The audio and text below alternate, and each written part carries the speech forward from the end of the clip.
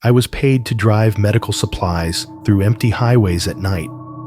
But the one time I stopped for a stranded girl, 3 men stepped out of the dark and tried to take my truck. And me. I want you to picture this the way I still see it. It is a little after midnight in the Texas Panhandle. The clinics are closed. The small-town diners have switched off their neon signs. And the only thing really awake out there is the wind and people like me. I am in a white company pickup with a cold box in the back and a clipboard on the seat, doing another run. I could almost drive with my eyes closed. Inside the cab, it is just the low hum of the AC, the soft rattle of plastic somewhere in the dash, and a true crime podcast whispering through bad radio reception. Outside, it is nothing. No houses, no billboards, just 2 lanes of cracked asphalt and a whole lot of black. I had done this route so many times that I stopped thinking of it as dangerous. Boring, sure. Lonely, definitely, but not dangerous. You pass the same grain silos, the same rusted fences, the same empty farm driveways night after night, and you start to feel like the road belongs to you. That night reminded me it does not. Because somewhere between Pampa and Elk City, fighting off that heavy, sleepy blink you get at 70 miles an hour, I saw hazard lights up ahead. Just 2 small orange flashes punching holes in the dark. As I got closer, my headlights picked out a silver sedan on the shoulder hood, up driver's door, hanging open. And then I saw her. A young woman in a dark hoodie and jeans, standing in the beam of my lights, with both arms raised, waving me down like I was the last person left on earth who could help her. You do not have to believe me. I want to start with that because I know how this is going to sound. People hear empty highway, mysterious girl truck full of men, and they either lean in too hard, like it is a movie, or they roll their eyes like I am trying to go viral. I am not. It is a little after 1 in the morning as I type this. I am sitting on a sagging gray couch in a second-floor apartment that looks exactly like 100 other apartments off 100 other frontage roads. The only light in the room is the glow from my laptop screen and the sliver of orange from the street lamp outside, leaking through the cheap blinds. Everything else is shadows and outlines. The TV across from me turned off. The coffee table with a ring of dried soda on it. My work boots kicked off by the door hours ago. The room has that late-night sound you only notice when you are the last one awake. The refrigerator hums in the tiny kitchen, a low, steady vibration that I have learned to tune out most days, but cannot ignore tonight. The air conditioner ticks softly every few minutes when the compressor kicks in, blowing lukewarm air that smells faintly like dust and old filters. Somewhere out on the loop, a semi-downshifts the sound, carrying through the walls as a long, distant groan that could just as easily be a storm rolling in. There is a digital clock under the TV that I never look at during the day, but at night, the red numbers feel like they own the room. 1:13 a.m. The seconds change with a tiny electric click. I was planning to try and sleep. Instead, I opened a blank document and watched the cursor blink at me until my chest felt tight. I am 30 years old. I do not scare easy, or at least I did not think I did. I have done my share of stupid things when I was younger. I have slept in my truck, at rest stops, walked home drunk, gotten in the wrong Uber once or twice. None of that stuck to my ribs the way this one night did. Until about 2 years ago, I worked for a medical logistics company based out of Amarillo. If you live in Texas or western Oklahoma, there is a decent chance you have seen one of their white pickups and never noticed it. No logo on the side, just a small barcode on the tailgate and a number stenciled on the front bumper. We hauled sealed coolers full of lab samples, medications, and equipment between hospitals, urgent care centers, and little clinics that stayed open later than they should. My days, or I should say my nights, had a rhythm. Clock in at the warehouse just off the interstate. Bad fluorescent lights buzzing overhead, the floor permanently sticky near the vending machines. There was always a pot of coffee, going in the break room, burnt to hell by 9 p.m., and somehow still the only thing anyone drank. The place smelled like cheap roast cardboard and that sharp chemical tang from the industrial cleaner they used on the loading bay. You scan in at a little terminal mounted by the door. The screen always has a fingerprint smudge right where the OK button is. Dispatch hands you a clipboard, and a thermal printer spits out a strip of labels with your route codes on it. You walk the line of insulated boxes, matching numbers, popping lids just long enough to make sure the blue ice is still solid and the temperature gauges are in the right range. Beep from the handheld scanner. Thunk of cooler lids closing. The roll-up door rattling as someone else heads out into the dark. I used to like it. There is a strange kind of peace in being the person who moves through a sleeping world while everyone else is home. You get used to empty roads, to parking lots lit by buzzing neon, where you are the only one sliding a key card through a side entrance. You learn which nurses make tired small talk at 3 a.m., which security guards will wave you through without checking your badge if you bring them a coffee. My route was usually the Panhandle and the edge of Oklahoma. Highway 60, Highway 152. Little farm roads with numbers instead of names. In my head, those lines on the map were just part of my job, the way a cubicle is part of someone else's. I knew where the pavement dipped, where the speed traps were, where the one open all sups was when you needed a burrito at midnight and did not care what that would do to your insides.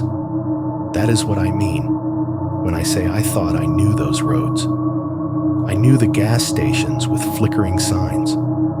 I knew the lonely grain silos that looked like watchtowers in the dark. I knew the turns where your headlights would catch the eyes of a deer in the ditch, and you would have half a second to decide whether to brake or pray. I am not writing this because I crashed. I still have all my limbs. I never saw a ghost on the shoulder or a creature crawling out of the bar ditch.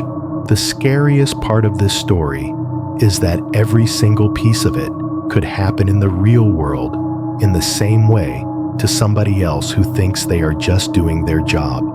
The reason I am finally forcing myself to write it down is because I cannot get through a night shift anymore without feeling like I am driving back toward that one stretch of asphalt, no matter what route the GPS says I am on. It has been long enough that most people who knew me then have either heard the watered-down version of what happened or heard nothing at all. I have gotten good at changing the subject.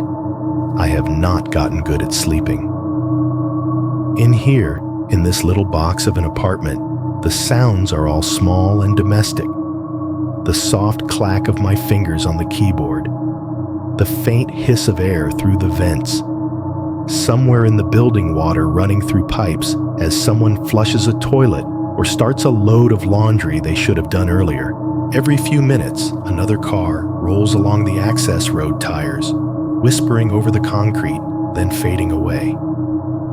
But sitting here, it does not take much for those sounds to twist into something else. The fridge hum becomes the drone of my truck's engine at 70 miles an hour. The AC clicking on is a turn signal being flipped up.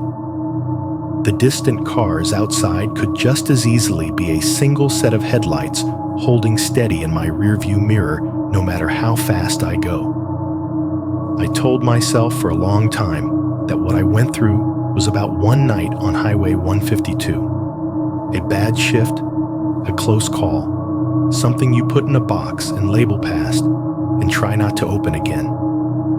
Lately, with every little noise and every flash of hazard lights I see out my window, I am not so sure it stayed on that road. I did not wake up one day and decide I want to be the guy alone on a black strip of highway at 2 a.m. You sort of slide into that life sideways, one overtime shift at a time, until the dark feels more familiar than daylight. The company I worked for was one of those outfits you never really notice unless you are part of the system. Not FedEx, not UPS. Just a name on your direct deposit and a little laminated badge with your photo on it that always looks worse than you do in real life.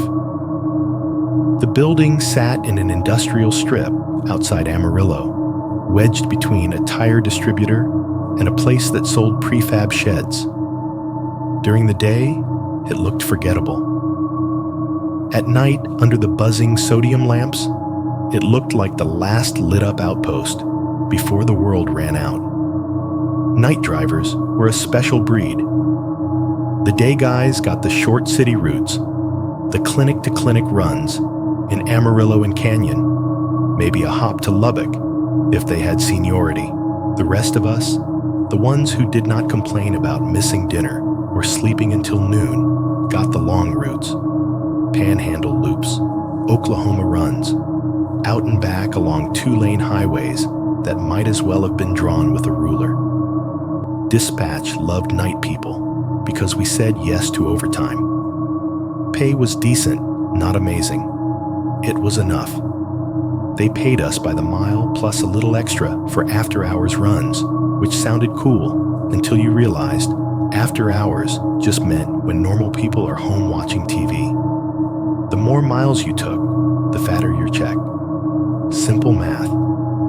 And when you are in your 20s, rent is due, and you do not have kids or anyone waiting up, it is easy to tell yourself, sure, I can do another 300 tonight. I do not need sleep that badly. The break room was the heart of that little world.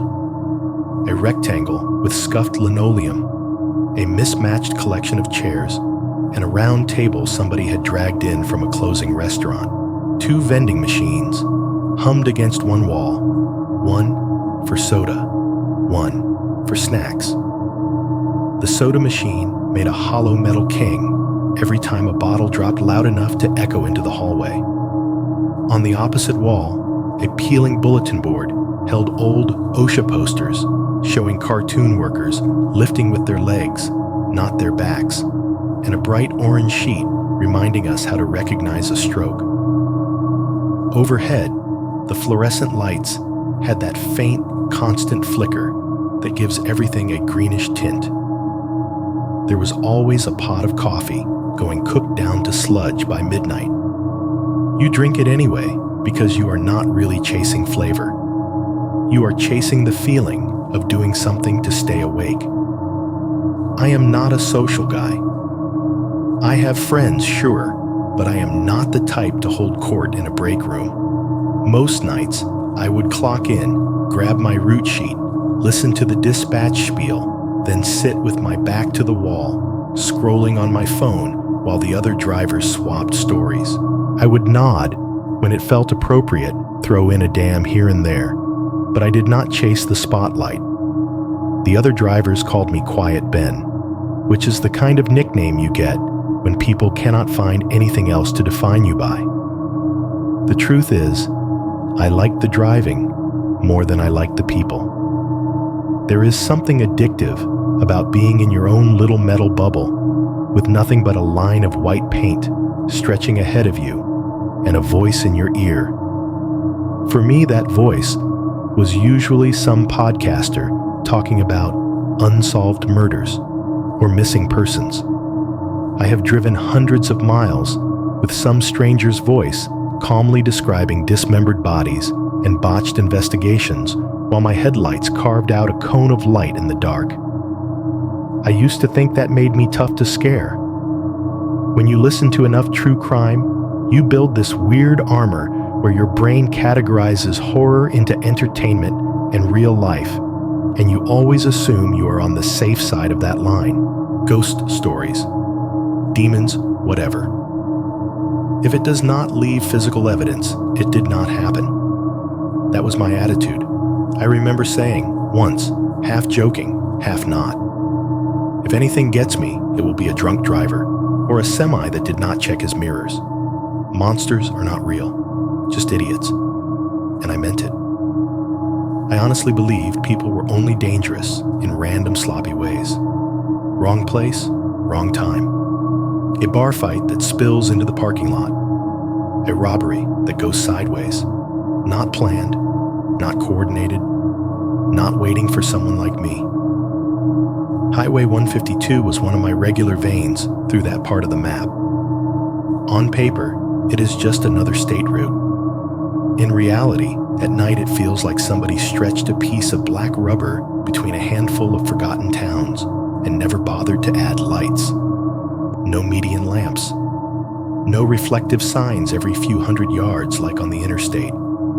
Just the churn of your high beams on faded paint and the world beyond that falling off into pure black. On either side of the road, there are fields mostly.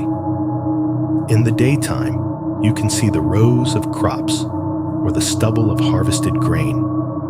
At night, those fields are just flat darkness, broken by the silhouettes of grain elevators and storage bins that rise up like concrete silos from another planet.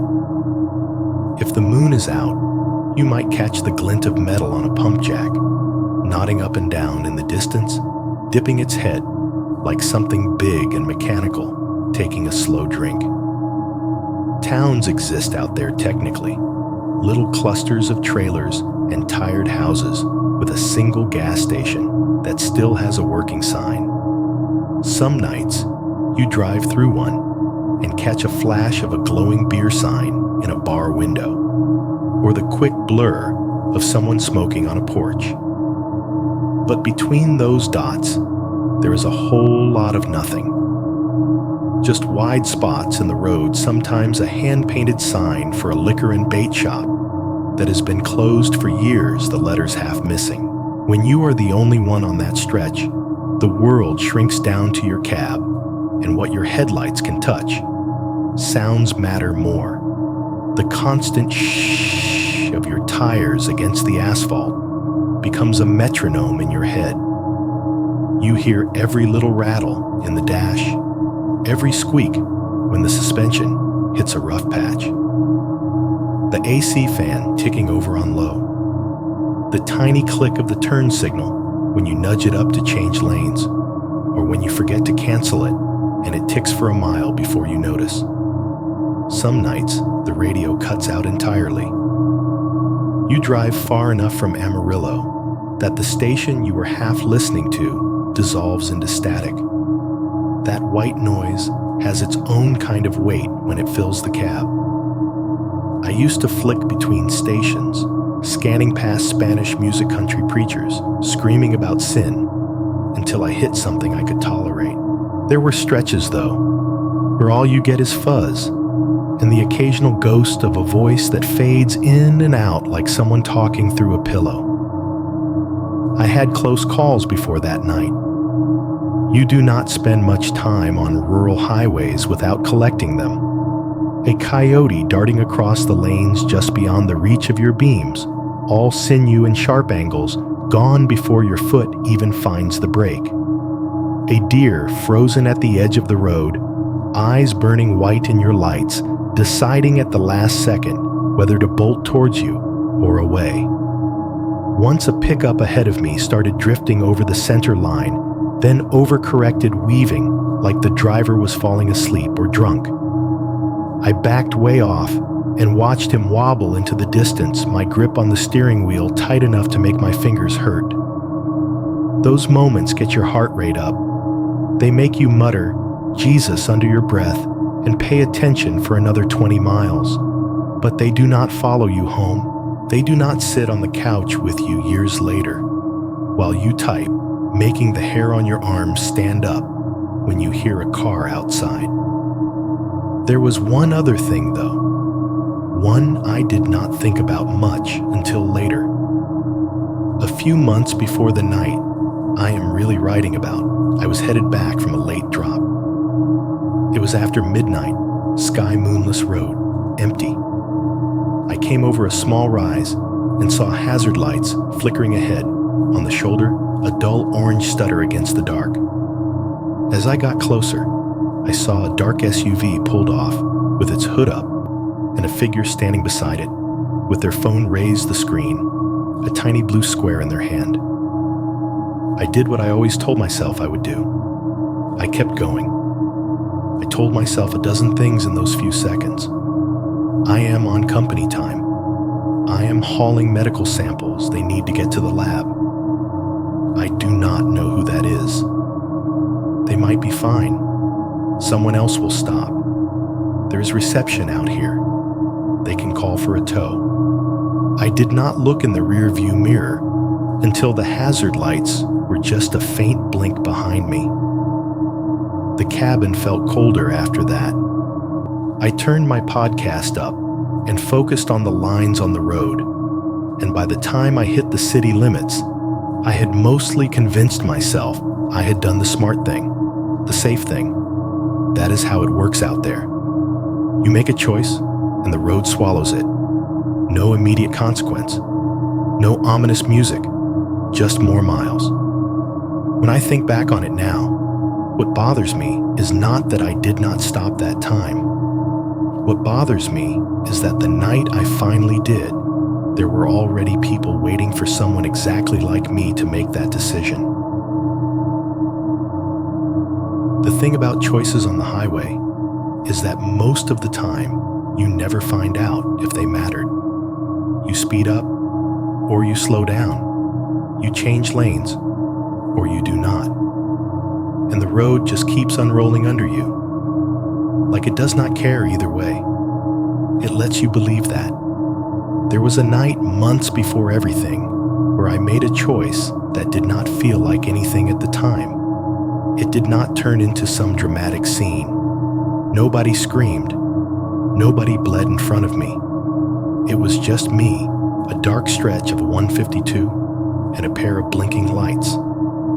It was later than usual. I remember that because the clock on the dash had just flipped past 2:0 a.m. And I had this thought that I was driving through a day that technically did not exist for most people. One of those phantom hours you see on your pay stub as night premium and never really think about. The road that night was darker than usual. Heavy clouds had rolled in, swallowing the moon and most of the stars. The high beams pushed out a decent tunnel of light, but beyond that was just void. The radio had given up completely about 10 miles back, dissolving into a blanket of static no matter what station I tried. At some point, I just clicked it off, and the sudden silence in the cab felt almost aggressive. Without the radio, every other sound stepped forward. The tires hissed and growled against the asphalt, changing pitch when the pavement did. The fan in the dash whirred on low, a soft, steady rush. The occasional ping of a pebble flipping up and hitting the underside of the truck sounded too loud, like something knocking from beneath me. I was in that weird headspace you get into on long drives where you're both hyper-aware and half asleep. My hands were at 10 and 2, my eyes scanning the lines, but my thoughts were drifting, colliding with each other without ever sticking. I was thinking about a bill I had not paid yet then, about whether I had locked the warehouse door properly when I left then, about nothing at all. That was when I saw the hazard lights. Just a faint orange blinking at first far down the road, stuttering on and off like a slow heartbeat against the dark. It took my brain a few seconds to categorize it. Brake lights, construction sign, no. The rhythm was wrong. On, off, patient, as I approached the shape of a vehicle formed on the right shoulder. an SUV, dark-colored, maybe navy, or black. It was pulled halfway into the grass, nose angled down, like it had rolled to a stop and given up. The rear hatch was closed, the hood was up, and the hazard lights were the only thing moving. There was a figure standing beside the driver's side just outside the beam of my headlights.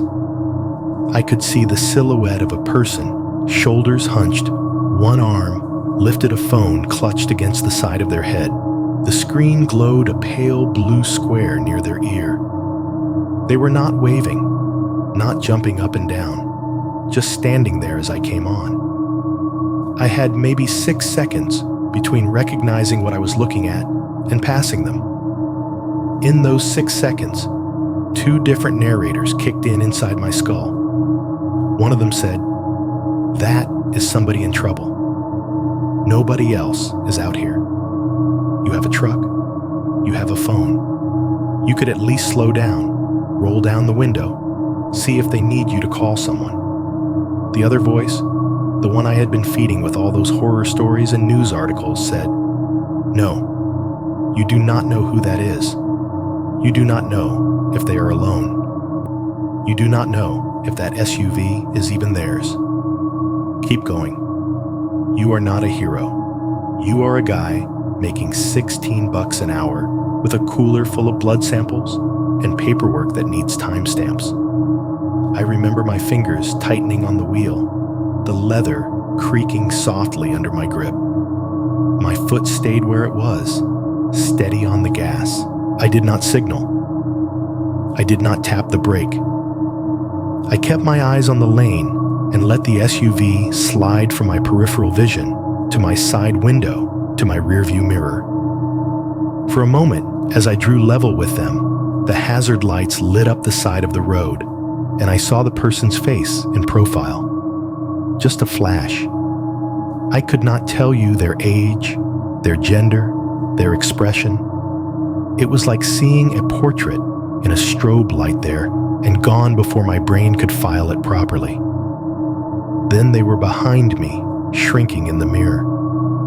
The orange blink of the hazards grew smaller, flickering like a candle at the end of a tunnel, then dipped as the road curved and vanished.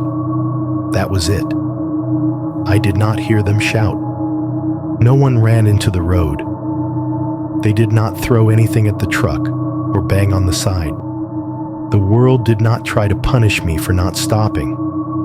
The road simply swallowed them back into the dark and offered me another mile and another and another. Still, the cab felt different after that. The air felt thinner, colder, like someone had cracked a window I could not see. I found myself glancing into the rearview mirror more than usual, not because I expected the SUV to be behind me, but because I suddenly did not like not knowing if it was. Guilt is a strange thing on the highway. It does not come all at once. It seeps. It started as a dull pressure in the back of my neck and behind my eyes, making me blink more often. What if that had been my mother on the side of the road, my sister, my girlfriend? Would I want someone like me to keep driving? By the time I got back into city lights, I had already started building excuses. My route time, the fact that I was alone, the company handbook, the number of times you hear stories about people setting up fake breakdowns to lure drivers in. I am not a bad person, I told myself out loud just to hear it in the quiet. I am just not stupid. In the warehouse with the humming refrigerators and the chatter of other drivers around me, it was easier to push that image away. The SUV, the blinking orange, the glow of a phone. I might have forgotten about it entirely if it were not for a conversation a few days later. It was a Wednesday, slow night. We were in the break room, the vending machine having just spat out a soda with its usual metallic clang. One of the older drivers, a guy named Mike, who had been hauling longer than I had been, alive, wandered in mid-story, already talking. Same stretch of 152 too, he was saying, popping the tab on his drink. Right before you hit that old grain elevator with the busted light. Another driver asked him what he was talking about, and Mike launched into it like he had been waiting all day. Apparently, a couple nights before, a driver from a different company had been flagged down on a 152. Hazard lights on an SUV female voice on the side of the road, something about needing a jump. He pulled over. Before he realized what was happening, two guys had come out from behind the vehicle. One went for his door, the other cut around towards the passenger side. They did not get his truck. He floored it and bashed one of their doors with his mirror on the way out, but he caught a fist through the open window and lost a chunk of his pay in the scuffle. Cops say it is probably just punks, Mike said, shrugging, trying to get a ride or some quick cash. But you know how it is. If they had had a weapon, that guy might have been dead. Hazards in the middle of nowhere. Screw that. Call it in if you feel like doing a good deed, but do not you dare get out of the cab. Someone cracked a joke about highway bandits, and the room chuckled. I laughed too, the sound coming out of me on autopilot. My hands were damp on the table, leaving faint prints in a ring of spilled coffee. Where exactly, I asked, forcing my voice to sound casual. Mike waved his hand. Out by mile marker, 70-something. You know, before the curve, where the wind always shoves your truck sideways. Same nothing out there as everywhere else. I did know that spot. I knew it well. I did not know if the SUV I had seen was the same one. There are 1,000 dark trucks and SUVs in the world, 1,000 sets of hazard lights. But as he talked, my brain stitched that figure on the shoulder back into place, now surrounded by shapes I had not allowed myself to imagine before. A shadow moving behind the rear hatch. Footsteps in the grass I could not hear over my own tires. From that night on, hazard lights stopped meaning somebody needs help in my head. They started meaning somebody wants something from you. Red flag. That was the phrase that stuck. So the night I am about to tell you about, the night with the girl and the pickup and the field, I did not stop the first time I saw her waving in my headlights. That is the part I usually leave out when I tell this story out loud. That first pass, that first choice, the way the radio had cut out just before I saw her leaving me alone, with the sound of the wind buffeting my mirrors and the low growl of the engine like the road was holding its breath to see what I would do. If the warehouse was where the job started, the truck stops were where you learned how to survive it. There is a big one just outside Amarillo, right where the interstate branches and half the world seems to be going somewhere else. If you have driven through Texas, you have probably seen a place like it, a glowing island of light in the middle of a dark field. Gas pumps lined up like soldiers, a low building with too many signs on the front, promising showers, hot food, and world's best coffee in faded letters. Pulling into that lot at midnight is its own kind of ritual. The first thing that hits you when you crack your window is the smell, a heavy mix of diesel and hot rubber fryer grease and cigarette smoke. The ground is always a little slick, never quite dry, spattered with oil stains that look like maps of countries that do not exist. Semis sit in rows, like sleeping animals, engines idling low or clicking softly as they cool. Their marker lights glow orange and red, a tiny constellation at ground level. The noise there is layered. Out by the pumps, there is the steady whine of the fuel nozzles and the occasional thunk when someone tops off their tank.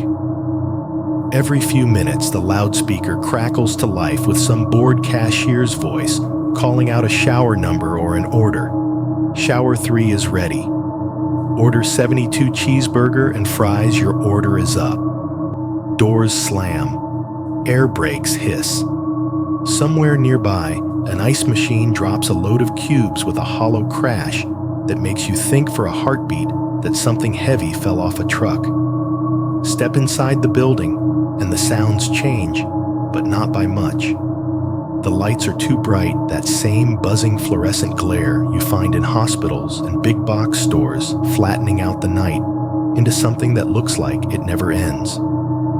The diner section sits off to one side, a handful of booths occupied by people in reflective vests and faded ball caps. Forks and knives clink against plates. Coffee cups land with soft ceramic thuds on laminated tabletops. A jukebox in the corner plays old country songs, just loud enough to be heard under the murmur of conversations. This is where the rules live, not on paper, not in any company manual.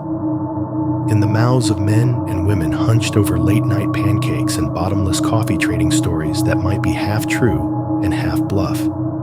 It is where you learn that there is a difference between what dispatch tells you and what the people who have been out there for 20 years know. Do not stop at rest areas after dark if the lot is half empty and half the lights are out. One guy told me my second month on nights.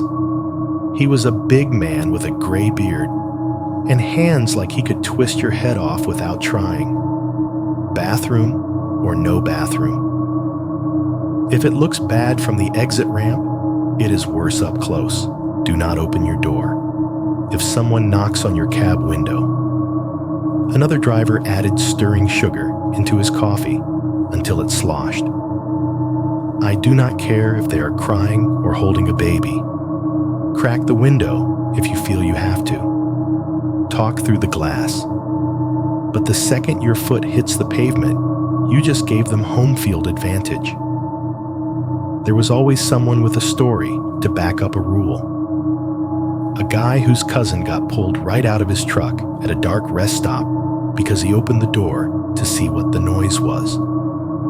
A woman who stopped to help a man waving jumper cables at the side of the road, only to have another car pull in behind her, cutting her off from the highway.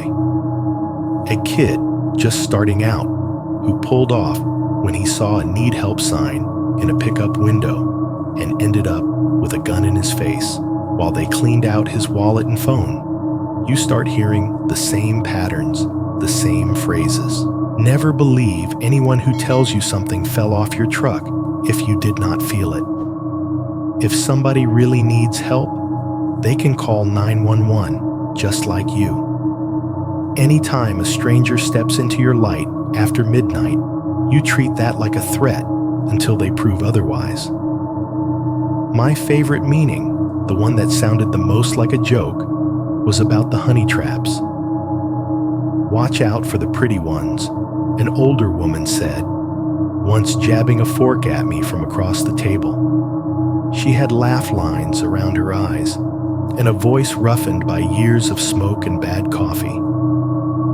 They send the girl out because guys like you will not think with the part of your brain that keeps you alive.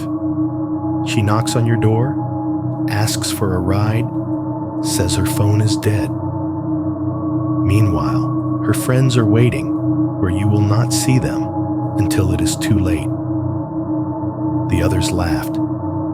Somebody made a comment about not having that problem because nobody sent the pretty ones for him. I grinned and shook my head playing along. It all sounded like something from the podcasts I listened to, interesting and distant. Background noise. At that point in my life, all of it felt exaggerated. I was not stupid. I knew bad things happened. But I also knew how many nights I had driven without seeing anything worse than a drunk weaving over the center line. You cannot live in a constant state of fear out there or you burn out. Fear takes energy. Boredom is easier on the fuel bill. So I took their rules and sorted them in my head under maybe instead of definitely. I told myself, I will be careful. I will not do anything obviously dumb. But I am not going to jump at every shadow and treat every person like a murderer. If someone wants this company truck, they can have it. I remember saying once, half serious, half trying to see who would bite. You think I am going to wrestle somebody over a cooler full of blood tubes? No thanks. I will toss them the keys and call it a night. The table laughed. Mike shook his head, chuckling. Yeah, until they decide they want you more than the truck. I shrugged it off. I had not seen what he had seen. I had not had anyone reach for my door handle. It was easy to roll my eyes internally and file their stories under old driver paranoia. The world as I understood it then was mostly indifferent. Dangerous in random ways, sure, but not actively hunting me. If you had walked through that truck stop diner on those nights weaving between booths, you would have seen a handful of men and women in work boots and reflective jackets, tired faces lit by neon and fluorescents talking quietly over eggs and hash browns. You would not have thought, here are people reciting rules to keep each other alive.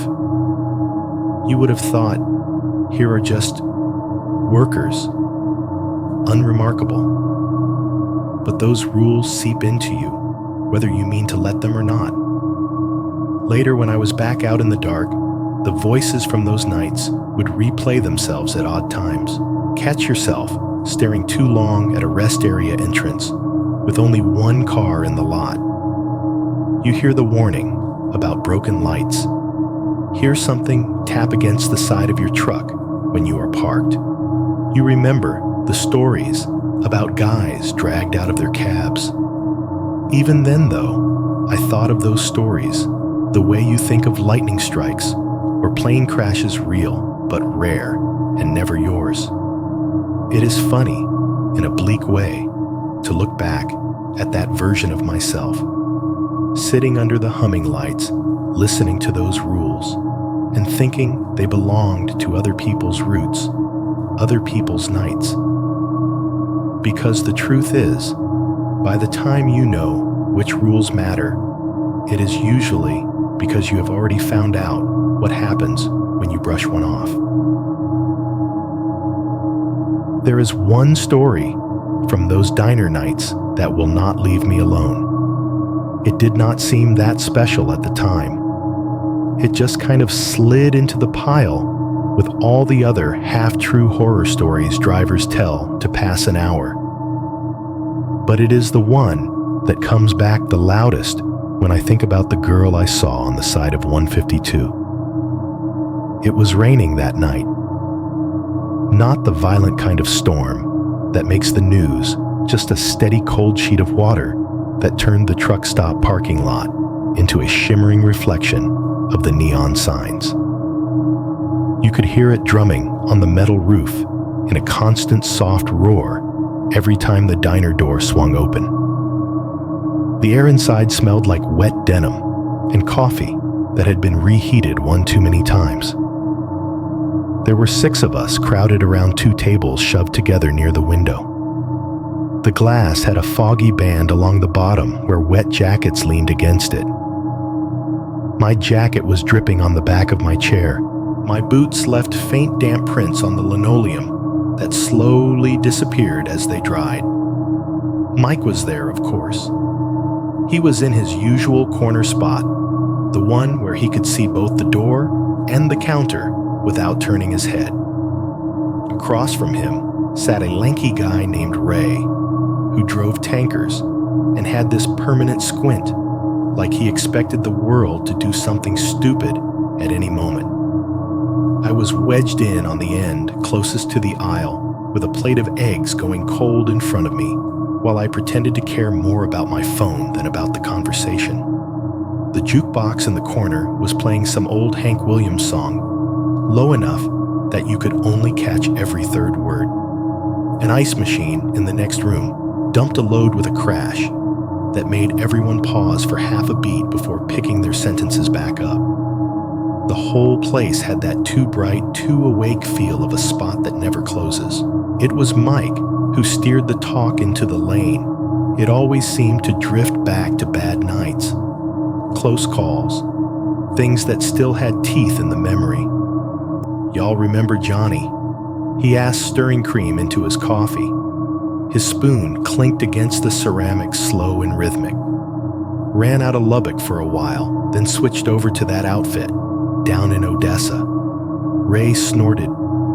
Guy with the busted front tooth and the Oklahoma Sooners hat. Yeah, he's still alive last I heard, Mike said. But he does not like 152 anymore. Not since that night with the girl. That got my attention, though I tried not to show it.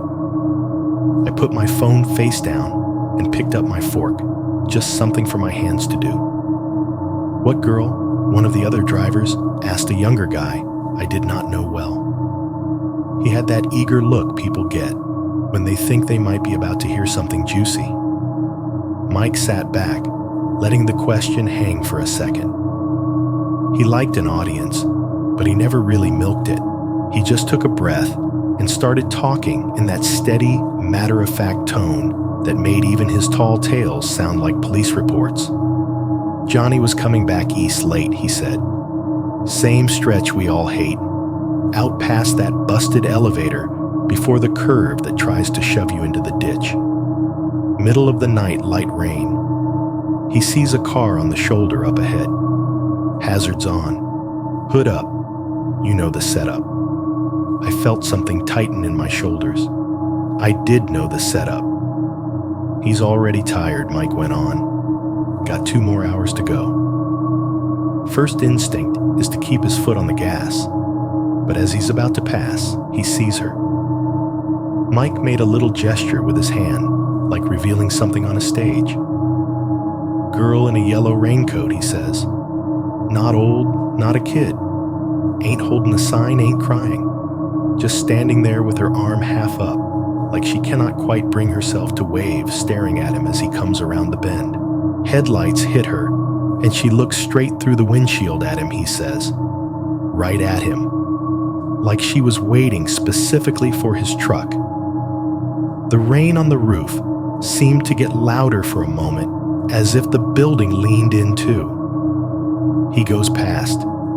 Gets that gut twist we all get. You know the one. Mike tapped his sternum with 2 fingers.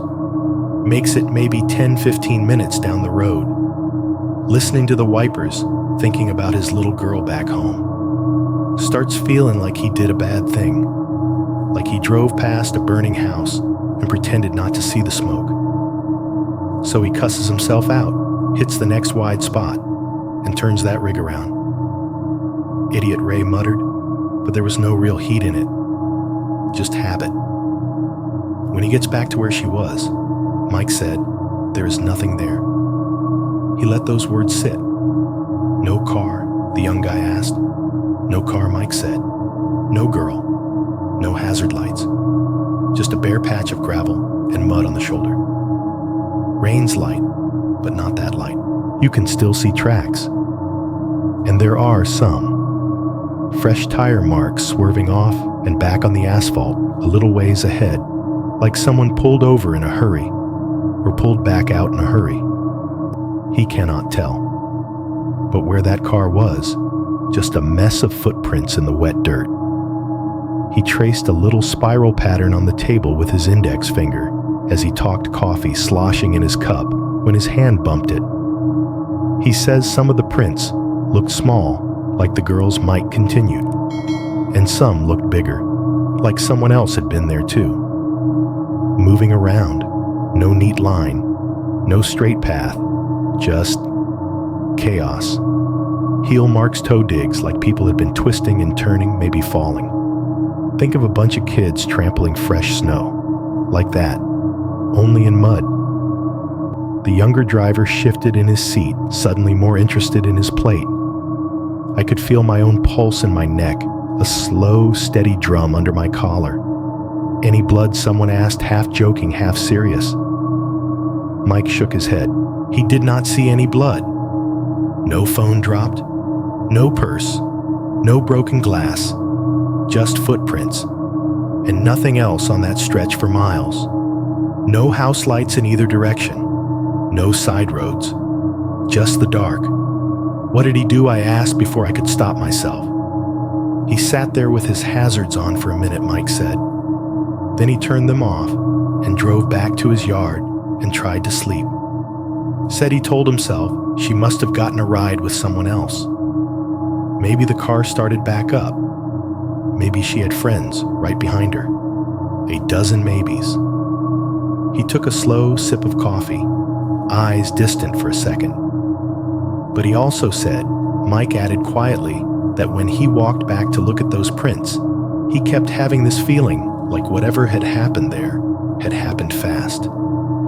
Too fast for him to be any use by the time he turned around. The rain hitting the roof seemed to sync up with my heartbeat for a moment, a steady, insistent tapping above our heads. The younger guy huffed out a breath. Sounds like Johnny was half asleep and freaked himself out over nothing he said, but he did not sound entirely convinced. Probably some local picked her up. Or she just left. People walk, you know. Sure, Mike said easily. Probably that, but he does not run 152 much these days. There was a small, uneasy silence. Forks scraped on plates. Somebody's coffee cup clinked against its saucer. The jukebox crooned something about being lonesome on a highway, which felt a little too on the nose. Then Ray broke the tension with a grin. He jabbed his thumb in my direction. If she is still out there, she probably hates guys named Ben, he said. Poor girls like, why does every quiet dude in a white truck keep leaving me on the shoulder? The table laughed. It was not a big relieved laugh, more of a short burst of sound, like air pushed out of a lung that did not want to hold on to it. I forced a chuckle, shook my head, played my role. Yeah, well, I said, good thing I do not pick up ghosts then. Ghost. Mike snorted. Nothing supernatural about it, kid. That is the part that bothers me. Out by the window, raindrops traced little paths down the glass, catching the yellow light from the sign outside. The parking lot beyond was a blur of reflections, red and white and orange smeared together in wet streaks. A couple of truckers stood under the overhang cigarettes, glowing in their hands, smoke curling into the night like ghosts that somebody had actually met. I went home that night and told myself it was just another story. Maybe it had happened exactly the way Mike described. Maybe Johnny's memory had filled in some blanks with what he thought he saw. Maybe the girl had simply gotten into another car and left him out there alone in the rain with his conscience. I used to tell myself that story was exaggerated, or at least safely filed under someone else's bad night. Now, after what happened to me, I catch myself wondering about something I did not let my mind sit with before, that maybe some of these girls on the shoulder are not trying to get off the road at all. Maybe they are trying to get onto your truck. The stupid part is how ordinary the day was. If this were a movie, there would have been a dozen obvious red flags that morning. Broken mirrors, black cats, bad omens. In reality, it was just another shift starting under bad fluorescent lights, with the smell of burnt coffee already hanging in the air before the sun went down. The office at the warehouse always felt a little too small for the number of people wedged into it. A cramped rectangle with beige walls and those cheap ceiling tiles that stain the color of old tea whenever the roof leaks. There were 2 desks jammed in against one wall, dispatch on the left, shift supervisor on the right, their chairs almost back to back. The dispatcher's side was a chaos of clipboards, folders, and half-used pens stuffed into a chipped coffee mug. The supervisor's desk was neat and weirdly empty, like he was afraid personal items might anchor him there forever. The printer in the corner made this constant low grinding noise whenever it warmed up, then spat out root sheets one after another with a whine and a slap. Every time a new page hit the tray, it was followed by the faint chemical tang of toner. Someone had taped a cartoon next to it, something about another day, another dollar, but the paper had curled at the edges and yellowed in the middle. I clocked in like always. Badge under the sensor, green light soft beep. There was a pot of coffee on in the break room, the smell drifting down the hallway to meet me bitter, overcooked a little metallic. Somebody had left an empty sugar packet on the floor. My boots crunched it flat on the way by. Ben the dispatcher called, spotting me in the doorway. He was a thick guy named Carl, with a receding hairline and a beard that always looked one day past needing a trim. He waved a sheet of paper at me. "Got something easy for you." "Define easy," I said, stepping into the office. The air was warmer in there with all the electronics and bodies. He slid the paper across the desk. Pampa pickup, then straight shot to Elk City. You know the drill. Out on 60 cut-up, connect to 152. Boring as hell. You like 152, right? I snorted. Like is a strong word.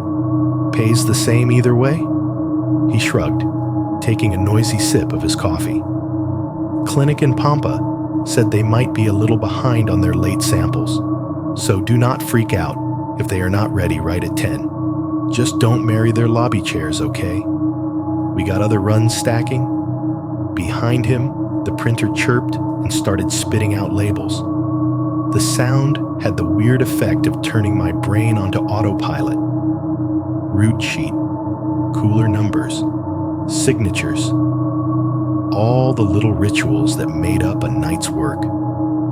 On the way back down the hallway, I passed the cold room. The heavy insulated door thudded shut behind a coworker with a muffled fup sealing in the chill. Someone inside was counting out loud, their voice faint, through the thick wall checking inventory. Rolls of clear packing tape lay on a cart, their serrated edges catching the light. I grabbed one without really thinking, the cardboard core rough against my fingers. In the loading bay, the air smelled sharper, a mix of plastic bleach and exhaust from the trucks that had just backed out. The concrete floor was stained with old spills and marked with thick yellow safety lines. The coolers sat stacked in neat rows, white lids sealed and marked with color-coded stickers. I moved down the line, comparing the numbers on my sheet to the labels popping lids to check the ice packs, feeling the rush of cold on my face each time one opened. Thunk. Lid down. Beep. Scanner confirming the ID. Rip. Packing tape stretching over the seam, smooth tight with the side of my hand. Those sounds stacked in my ears, ordinary and rhythmic. They are sounds I still hear sometimes when the apartment is too quiet. My truck for the night was the same white pickup I usually got, Unit 14. I knew its quirks, the slight pull to the right if you let go of the wheel, the way the passenger vent rattled if you turned the fan up too high. I could have loaded the coolers in my sleep, and maybe I did a little. Lift pivot, set them in the bed, strap them down. Double-check the locks on the topper. The scanner chirped again as I tagged the truck itself, logging that the lab's cargo was now my responsibility. Before I climbed in, I did what I always did, even though nobody was watching, walked once around the truck. Tires looked fine. Lights not cracked. License plate hanging by both screws instead of one. I hit the fob and listened for the soft clunk of the locks. Habit, ritual. Most of us have them, whether we admit it or not. Inside the cab, my world shrank to the smell of old air freshener and dust. I tossed my clipboard onto the passenger seat and reached out almost without thinking to pop open the glove box.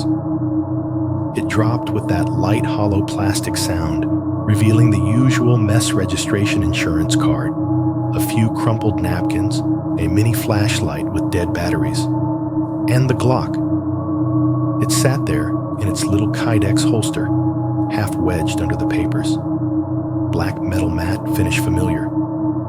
A 19, not big, not small, the way a lot of guys around here carry, if they carry at all. I had slipped it in there months ago and let it become another part of the scenery, something I never talked about and nobody asked me about. Company policy was clear. No weapons in company vehicles. Period. Every time I signed the handbook acknowledgement, that line stared up at me in bold letters. But policy is written in an office under fluorescent lights. The world outside the lot is darker. My fingers brush the grip, and for a moment, I just left them there, feeling the texture under my skin. A little voice in the back of my head, the cautious one, whispered just in case.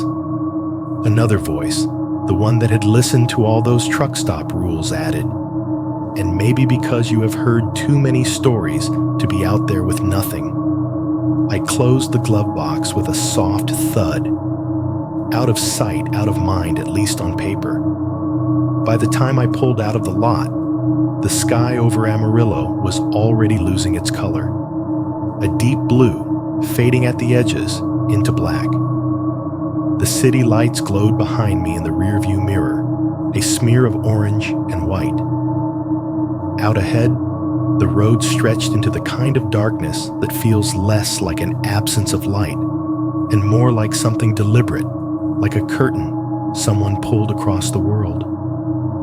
The run to Pampa was uneventful. Highway 60, a few other vehicles, the usual late-night trucks.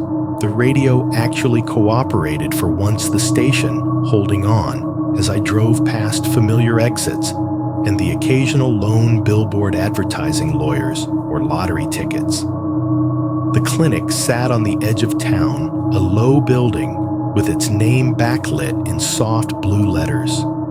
The parking lot was mostly empty, just a couple of cars scattered near the entrance. They were behind, like Carl had warned. The waiting room was lit, but empty chairs lined up in stiff rows, magazines fanned out on the table, like nobody had touched them all day.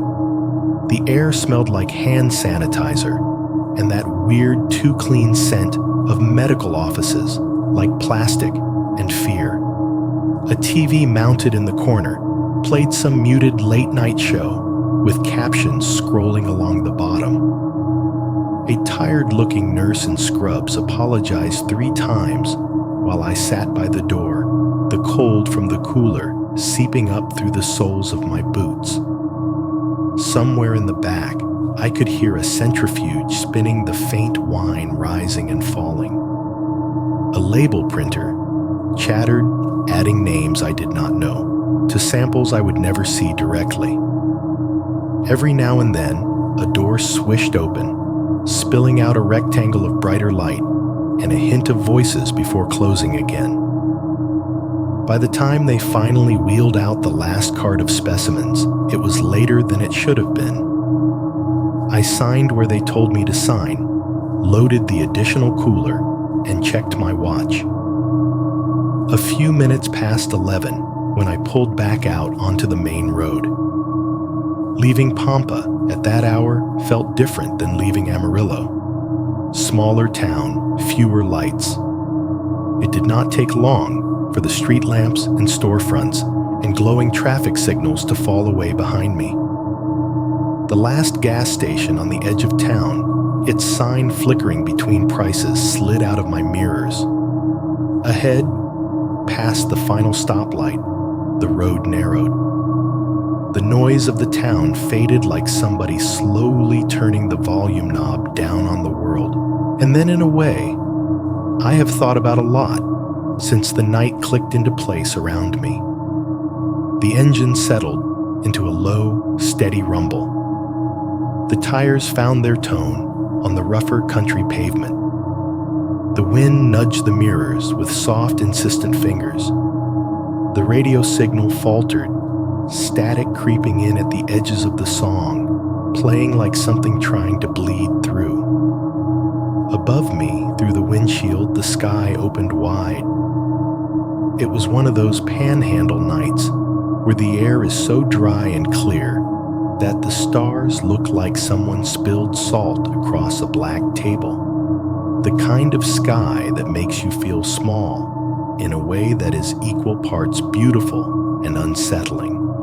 The temperature gauge on the dash dipped a couple of degrees as the heat from the day bled away into the big empty. I remember thinking, as I merged onto the stretch that would carry me toward 152, that it was a good night for driving. No rain, no fog, no storms in the distance, just a clear road and a clear sky, and a few hours between me and my bed. If there was anything wrong with that picture, anything off or out of place, I did not see it yet. It was just another route assignment that felt like nothing at all. Once you leave the last small town behind, the highway stops feeling like part of civilization and starts feeling like a moving hallway you are trapped inside of. By the time I turned off onto 152, the sky was fully committed to night. The kind of night where there is no soft glow on the horizon, no hint of another city ahead. Just black. My headlights carved out a cone of pale yellow in front of the truck, catching the white line along the right side of the road, and the broken dashes in the middle and beyond that, there was nothing. No shoulder lights, no houses, just open land that might as well have been empty space. The white lines fascinated me on nights like that. They rolled toward me, under me, and away behind me in an endless loop, like a strip of old videotape running through a projector. Sometimes, if you stared too long, you could almost convince yourself you were not moving at all, that the world was sliding under you, instead pulling you forward, whether you wanted to go or not. I had the cruise control set a little above the limit, not enough to raise eyebrows if a trooper did happen to be out, but fast enough that I could feel the tension in the wheel when the wind pushed against the side of the truck. The engine hummed its steady note. The tires made that low, rah sound as they gripped the asphalt, changing pitch whenever the surface roughened or smoothed out. Inside the cab, the air felt warm and a little stale. I could smell my own sweat, the faint chemical tang from the cleaning wipes they made us use on the steering wheel at the start of every shift, and underneath all of that, the ghost of fast food from some night I could not remember. The dash lights glowed a soft green, the speedometer needle hovering in its usual place, the fuel gauge creeping down molecule by molecule. To keep my brain anchored, I had a podcast playing from my phone plugged into the auxiliary jack. True crime as usual. The host had one of those calm, almost soothing voices that never rose or fell too much, no matter what he was describing. He could be talking about a grocery list or a double homicide and use the same tone. Tonight, it was some unsolved case from the 90s, a woman who had left work late and never made it home, her car found idling on the shoulder with the driver's door ajar. His words threaded through the hum of the engine and the sigh of the vents. Her co-workers reported nothing unusual that day. No arguments, no signs of distress. The highway patrol officer later recalled a nagging feeling when he first saw the abandoned vehicle. Me? Hazard lights were not engaged at the time the car was discovered. Every so often, the signal would flutter as I dropped into a shallow dip or hit a stretch where the cell coverage thinned. The host's voice would dissolve into static for a second, like someone had wrapped him in tinfoil, then snap back into clarity. When it was just static, the cab felt oddly more exposed, like I had been sitting with another person, and they had suddenly left the room. I could feel the tiredness creeping up from underneath all of that noise.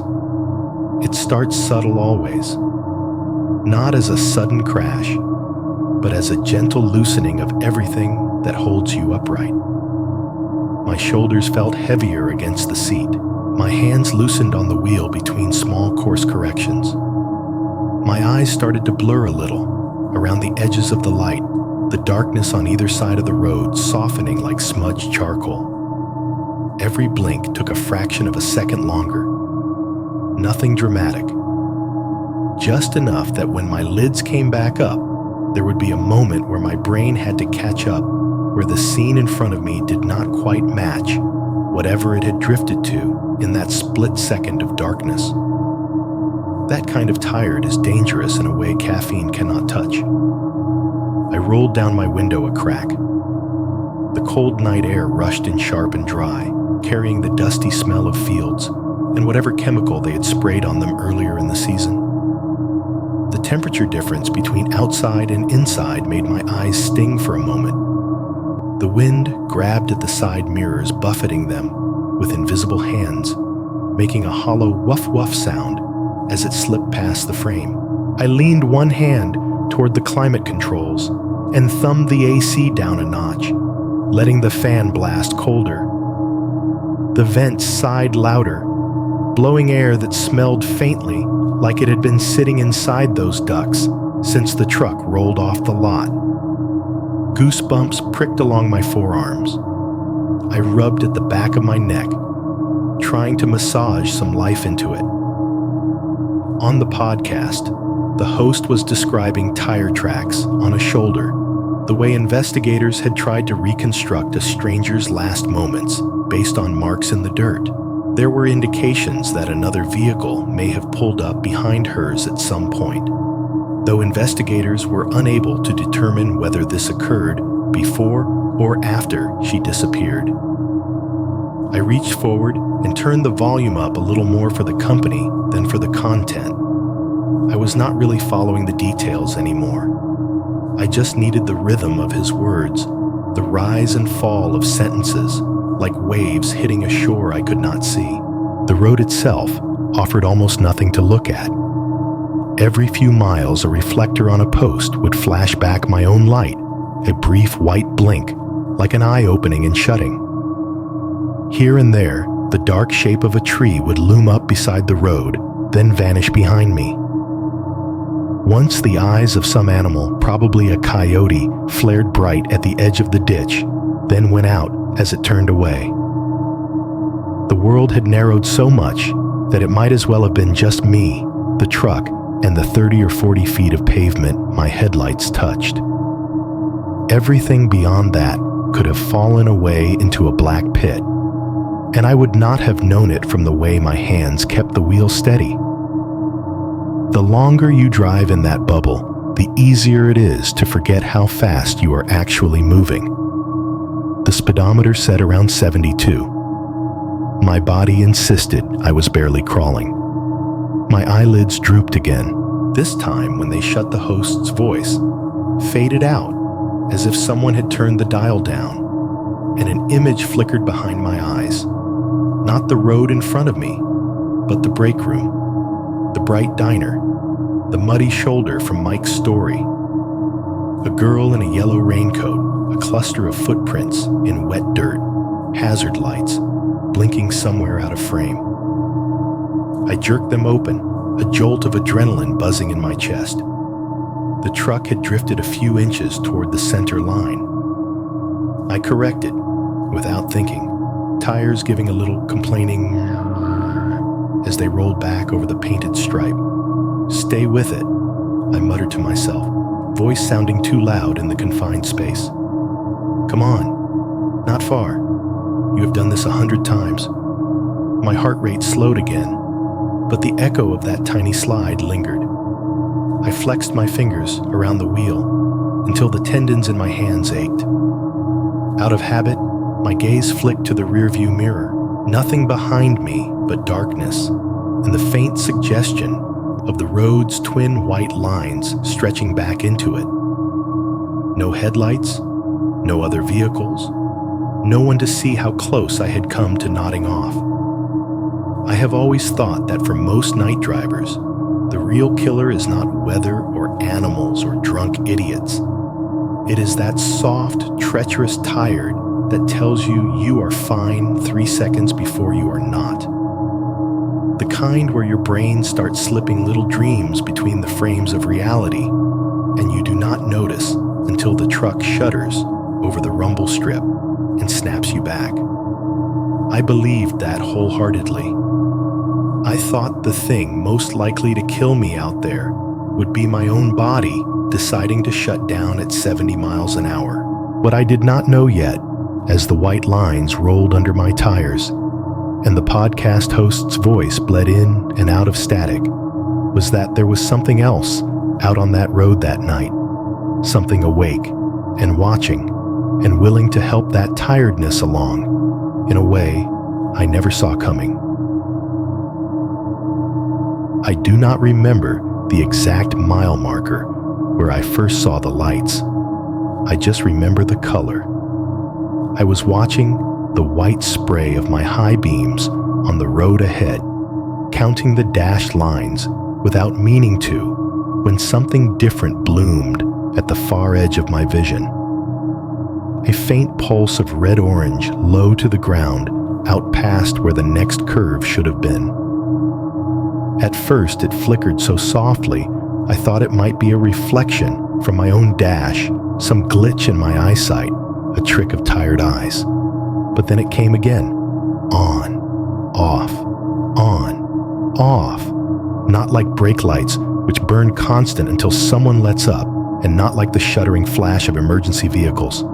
This was slower, steady, patient, hazard lights. That stuttering glow felt wrong in all that black, like somebody had poked a pinhole in a heavy curtain and was shining a little piece of another world through it. Every time the lights came on, they reached out across the distance and jabbed at my pupils, demanding to be seen. As I got closer, the shape around them solidified. A sedan, silver or light gray, materialized on the right shoulder, as if it had stepped out of the darkness to meet my beams.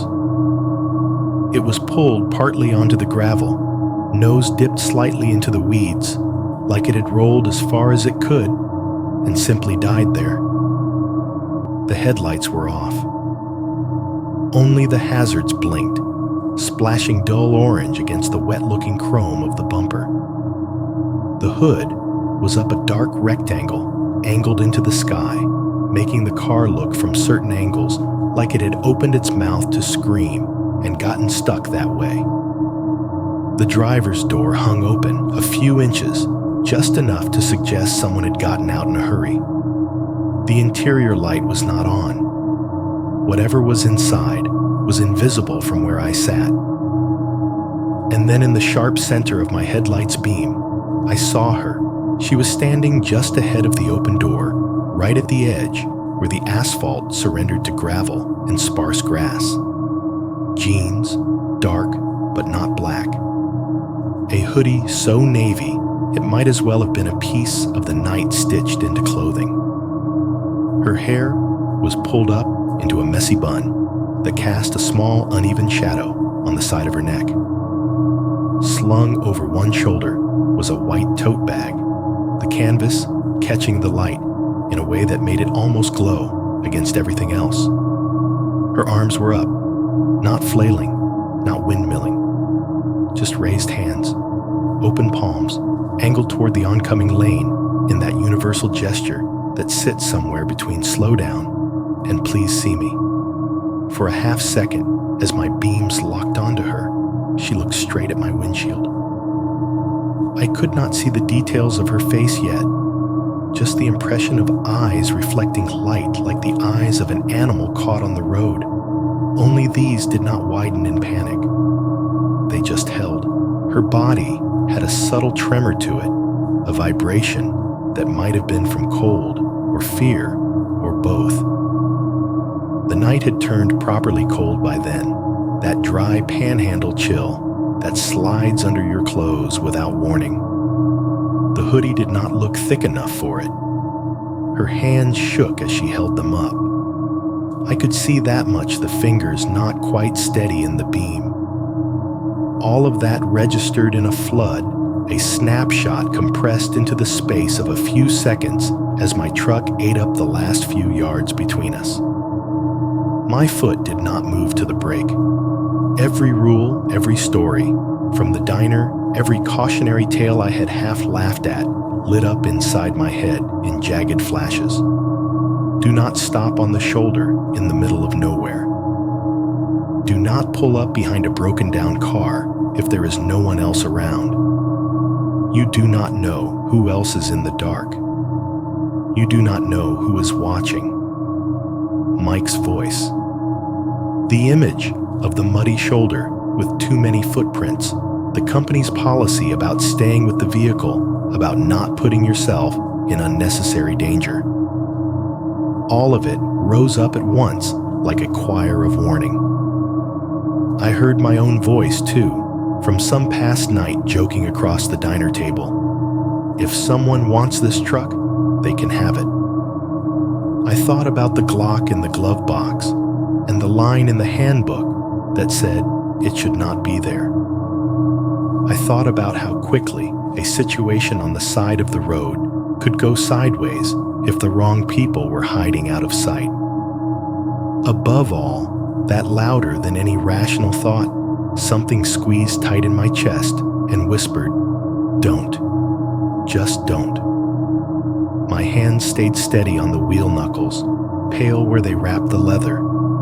I told myself I was making the smart call, that this was the grown-up decision, that if she truly needed help, she would have already tried to flag down any of the dozen imaginary cars that had come before me, that I had a job to do, a timeline, a cooler full of lab samples that did not care about hazard lights or human faces. My truck roared past her, the engine note rising as the pitch of the road under my tires shifted slightly at the edge of the shoulder. For a heartbeat, the world narrowed to a kind of tunnel vision. Her form slid along the right edge of my windshield, then disappeared into the blinding white of my headlights on the open road again. The car existed now, only in my side window, a silver blur. In that split second, as we drew even, my peripheral vision caught more the way she stepped half a pace toward the lane, as if to follow the way. The tote strap bit into her shoulder, the fabric twisted. Then she was behind me. The rush of air, as my truck punched through the space where she had been standing, made a hollow whoosh against the cab, like the night itself had exhaled in surprise. My side mirror shuddered slightly, the glass humming in its housing from the turbulence.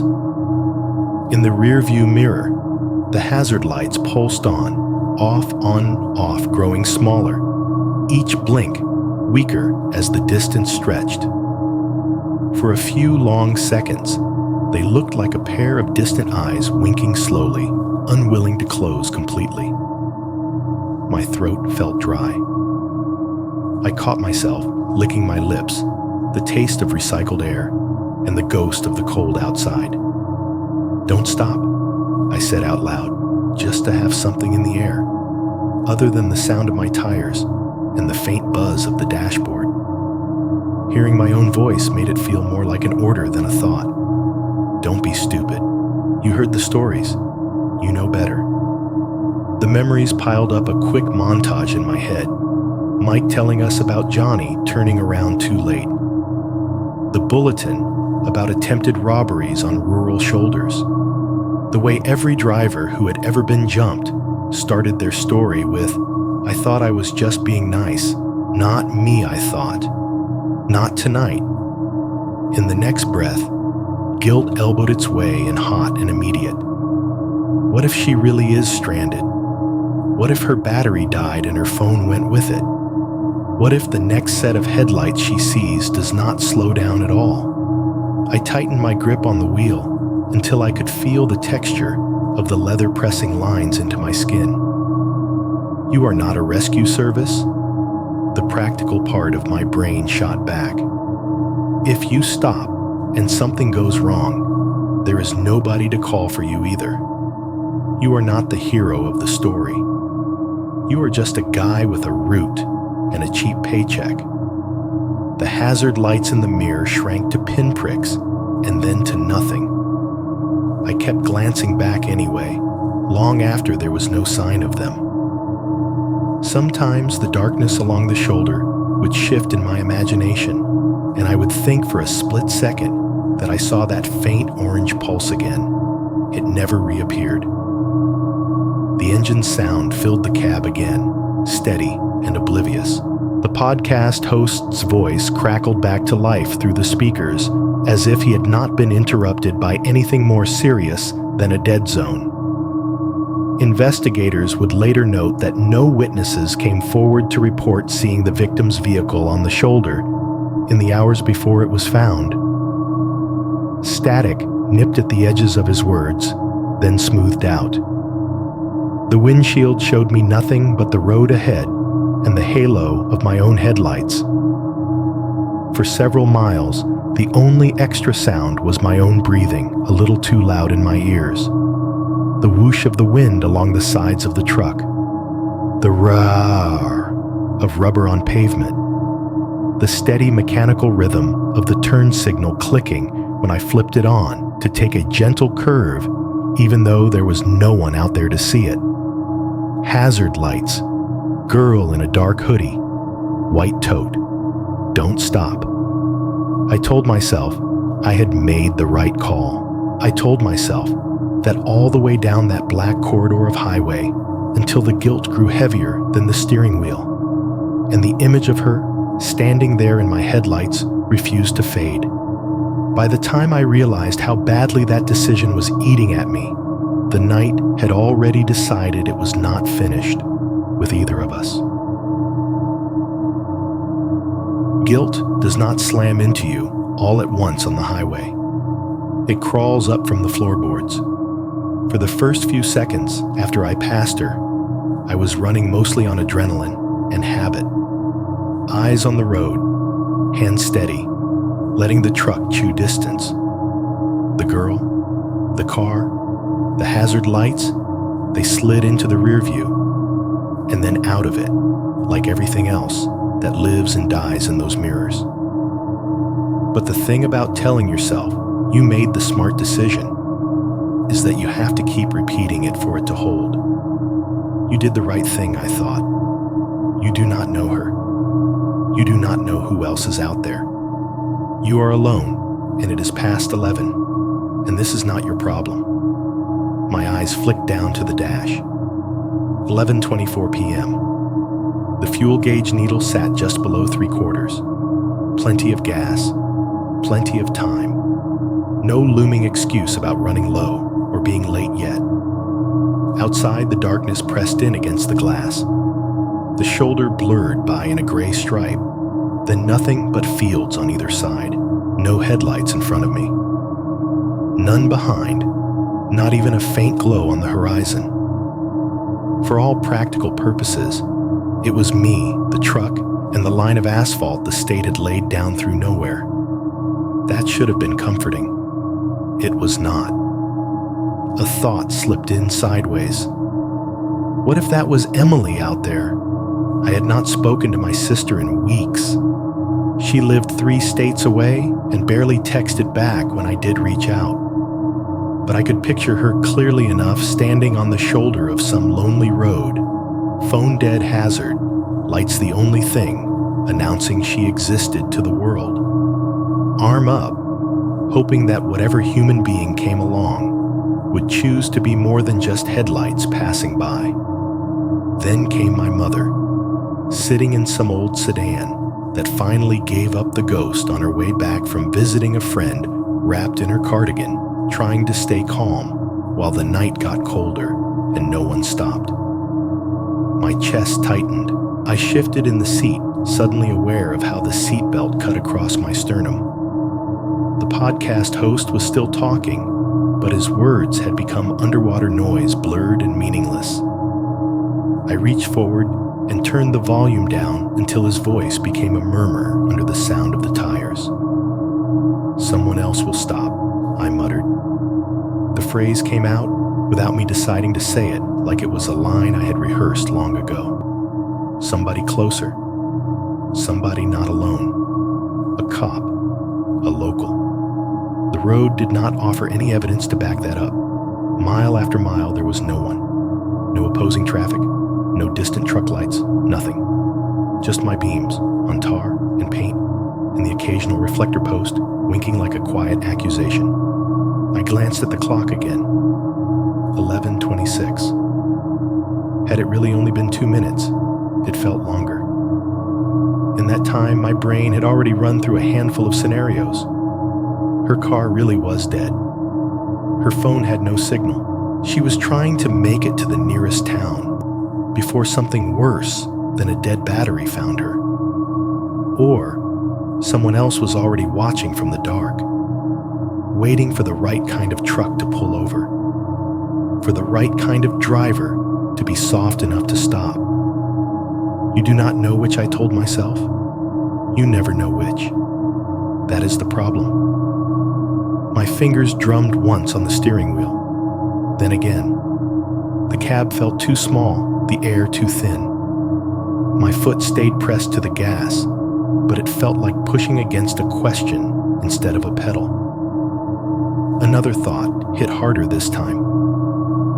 If you hear tomorrow that a woman was found hurt or dead on this stretch of highway, are you going to be able to tell yourself you had nothing to do with it? I swallowed. My mouth was dry. "Damn it," I said louder this time. The truck hummed on. The white lines rolled under the tires indifferent. Half a mile. Maybe less, maybe more. It is hard to judge distance when your brain is arguing with itself. All I know is that it was long enough for the guilt to outweigh the fear, and for my imagination to paint and repaint the image of her standing there, those raised hands, that white tote with darker details each time. I saw her battery dying and the hazards going dark. I saw some drunk plowing into the back of her parked car because he did not register the flicker until it was too late. I saw another truck stopping and someone worse than me stepping out. A small, nasty voice whispered that I was not worried about her. I was worried about living with the memory of not helping. Maybe that was true. Maybe it did not matter. Fine. I snapped into the empty cab. Okay. The decision clicked into place with a kind of angry finality. I cursed again, slapped the heel of my hand against the steering wheel hard enough to sting, and eased my foot off the gas for the first time since passing her. The engine note dropped a little. The truck coasted as I scanned ahead for some kind of safe turnaround. Out here, there were no median cut-throughs, no easy exits. Just occasional gravel turnouts on the left, where road crews parked equipment or cops hid to watch for speeders. A pair of reflectors on posts appeared ahead on the opposite side of the road, marking one of those little gravel pockets. I flicked on my left turn signal. The ticking filled the cab in a way it never had before. Tick, tick, tick. Each click felt too loud, like a countdown. The green arrow on the dash flashed on and off, metronome steady. In my side mirror, the empty road behind me reflected the same rhythm in silence. I checked ahead one more time. Nothing but darkness and a gentle curve disappearing into it. Checked behind. Empty. I eased the wheel to the left, crossing the center line. The tires thumped once over the painted stripe, then bit into the rougher surface of the opposing lane. Then the crunch of gravel sang up through the floorboards as I nosed the truck into the turnout. The headlights swung across the ditch, and a scrap of open field beyond, illuminating patchy grass and a rusted fence post, before I turned the wheel hard, feeling the weight of the truck shift. The gravel under the tires made a grinding, sliding sound, loose rock popping and skittering away from the weight. For a brief second, I felt the rear end start to fishtail in slow motion, the back of the truck drifting a fraction wider than I intended. I corrected gently, heart pounding, and brought it around into a wide three-point turn instead of the tight U I had tried to force. The darkness on either side felt closer, while I did it like the night itself had leaned in to watch me struggle. Once I was facing back the way I had come, I paused, foot on the brake hands at 10, and 2, the truck idling hard enough that the hood trembled slightly. The turn signal kept ticking, now flipping its insistence to the right. Tick, tick, tick. The sound burrowed into my skull, an insect scratching at bone. When I finally lifted my foot and rolled forward, the tires spat gravel out from under them with a spray of soft pops. The truck bumped back onto the asphalt, the steering wheel giving a brief shudder as it found its line again. Now heading back the road felt different. Same lines, same surface, same darkness. But knowing what was up ahead, or what I believed was up ahead, made it feel narrower, like I was driving into a funnel instead of open space. I took a breath, held it, let it out slow. My shoulders buzzed with leftover adrenaline from the turnaround. "This is stupid," I whispered, even as I kept going. This is how those stories start. Guy turns around. Guy disappears. End of podcast episode, but the truck kept moving. 50, 55, 60. The engine climbed back to its familiar pitch. The white lines I had just followed in one direction now unspooled in reverse, like someone had hit rewind on a very dangerous tape. In the distance, after what felt much longer than it should have, a faint orange blink appeared. On, off, on, off. The hazard lights were still on. My hands tightened on the wheel. There was a strange comfort in that proof that I had not imagined her, that the car was still there. That time had not rewritten itself into some empty stretch of shoulder and a ghost. As I got closer, details sharpened again. The silver sedan, the hood still up, the driver's door still ajar. But the girl was not standing where I had left her. The first time she had been positioned almost dead ahead in the center of my lane, framed inside the white splash of my beam's arms lifted like a signal flare. Now, she was leaning against the front fender on the passenger side, hip braced against the metal, one knee slightly bent. Her head was turned toward me before my headlights fully caught her, as if she had been watching the night itself and felt me arrive through it. She was not waving. Her arms were down hands tucked into the pocket of her hoodie. The white tote still hung from her shoulder, the strap twisted once. Her face, and I could see it more clearly now, was tilted just enough that the light hit her eyes directly. It was the posture that got to me. Not frightened, not surprised, not relieved. It was too settled for that. She looked in that instant less like someone hoping for a stranger to help, and more like someone who had been expecting a very specific truck to come back. A very specific driver. My stomach dropped a fraction of an inch, a slow falling sensation, even though the truck was still rolling forward. How did she know? The thought slid in, uninvited and icy. How did she look exactly where I would come from? I could have told myself it was coincidence, that she had heard my engine returning, that she had seen my headlights from farther down the road and just turned toward the brightness like anyone would. But as her gaze locked onto my windshield again, steady and unblinking, it did not feel like coincidence at all. It felt like I had just driven a half-mile in the dark, arguing with myself, only to deliver myself to a place where someone had been very sure I would end up. I eased off the gas as I rolled up on her, the second time the engine dropping into that low, throaty idle that makes you feel every vibration through the steering wheel. My headlights washed over the back of the silver sedan, turning its paint almost white, then slid along the side until they caught her full on. She did not flinch when the light hit her. She just straightened a little from where she was leaning against the fender, like I had arrived right on schedule. I pulled in behind her car, leaving more distance than I normally would. Old habit from all those rules, never pin yourself in if you can help it. My truck settled to a stop with a soft rock, the tires crunching the loose gravel at the edge of the shoulder. For a moment, I let it idle there, my hands still on the wheel, watching her in the wash of my beams. Up close, she looked younger than I had first thought. Mid-20s, maybe. Hard to tell in that light.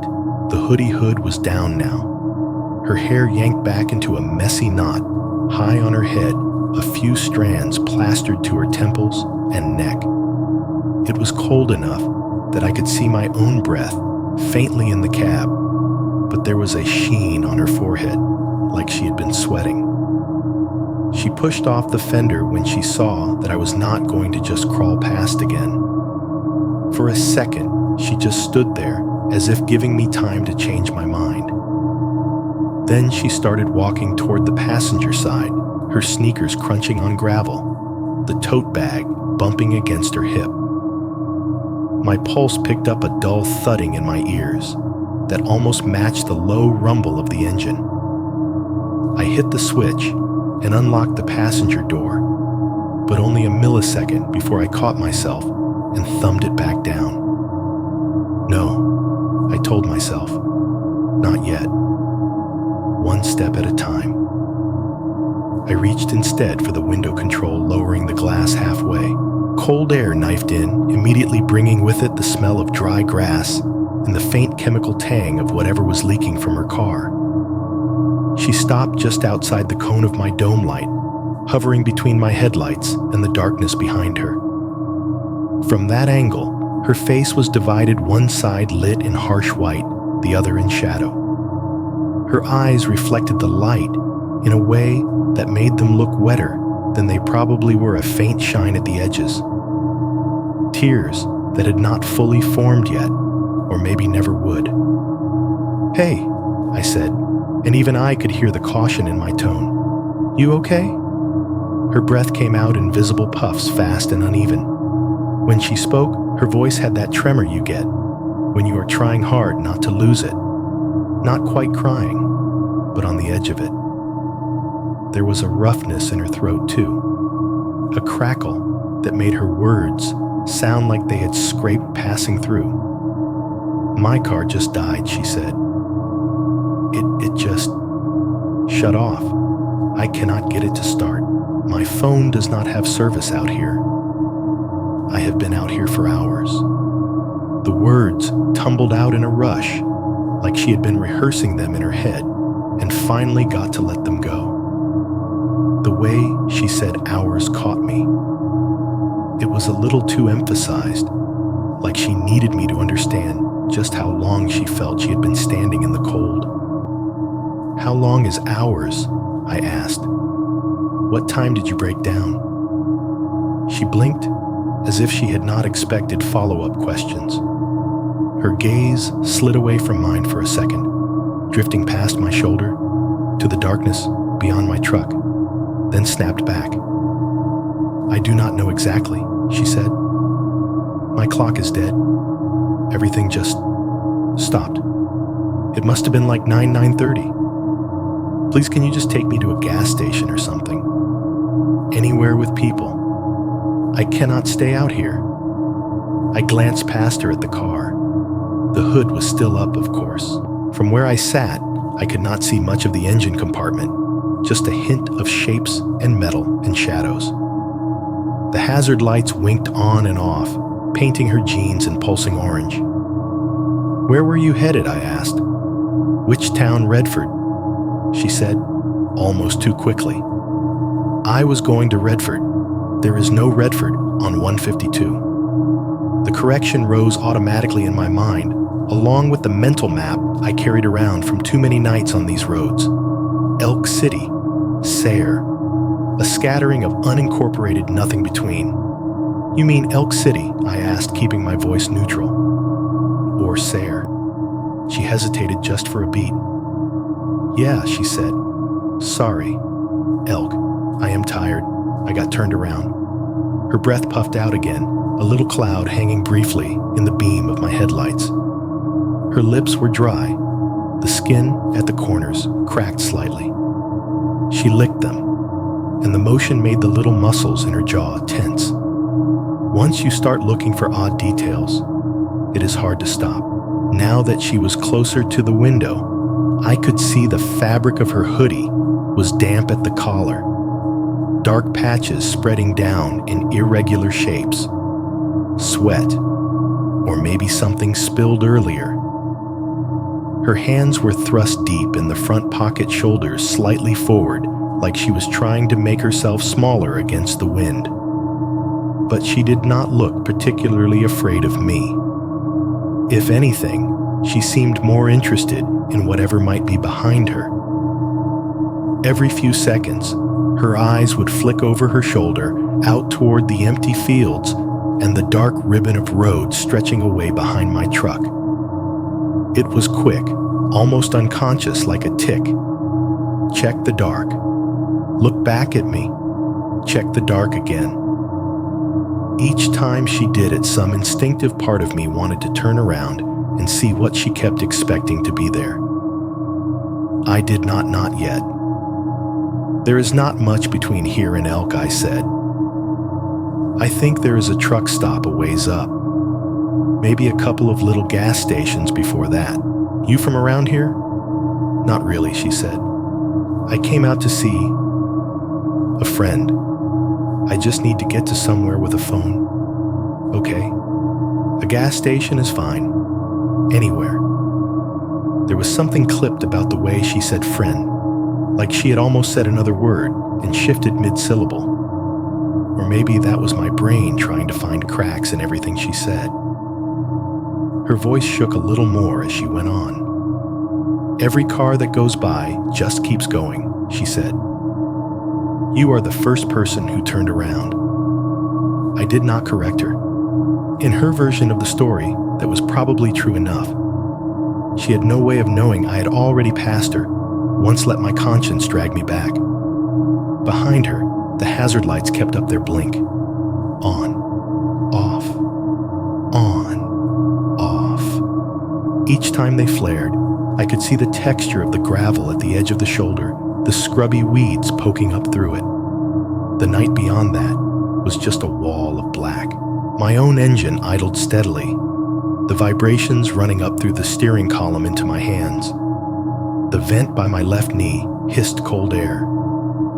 The open window let in a ribbon of wind that curled around the cab, carrying with it a faint sour smell I could not immediately place. "Oil, old coolant. Sweat service is spotty out here." "Yeah," I said. "You are not wrong about that." I weighed my next words carefully. "Look, I am headed that way. I could drop you at the next open place. But I am on the clock. I cannot be doubling back all night. You understand?" She nodded hard. "Yes. Yeah. I will get out wherever. I swear. I do not want to stand out here anymore." As she said that last part, her eyes slid past me again toward the black behind my truck. The look that crossed her face then was not the quick, sharp glance of someone checking to see if another car is coming. It was slower searching, like she was trying to spot something that might already be in motion. The fine hairs on the back of my neck stood up. Anybody else out here with you? I asked, keeping my tone as casual as I could. Friend riding with you. Someone in another car that stopped. Her gaze snapped back to me a little too fast. No, she said. It is just me.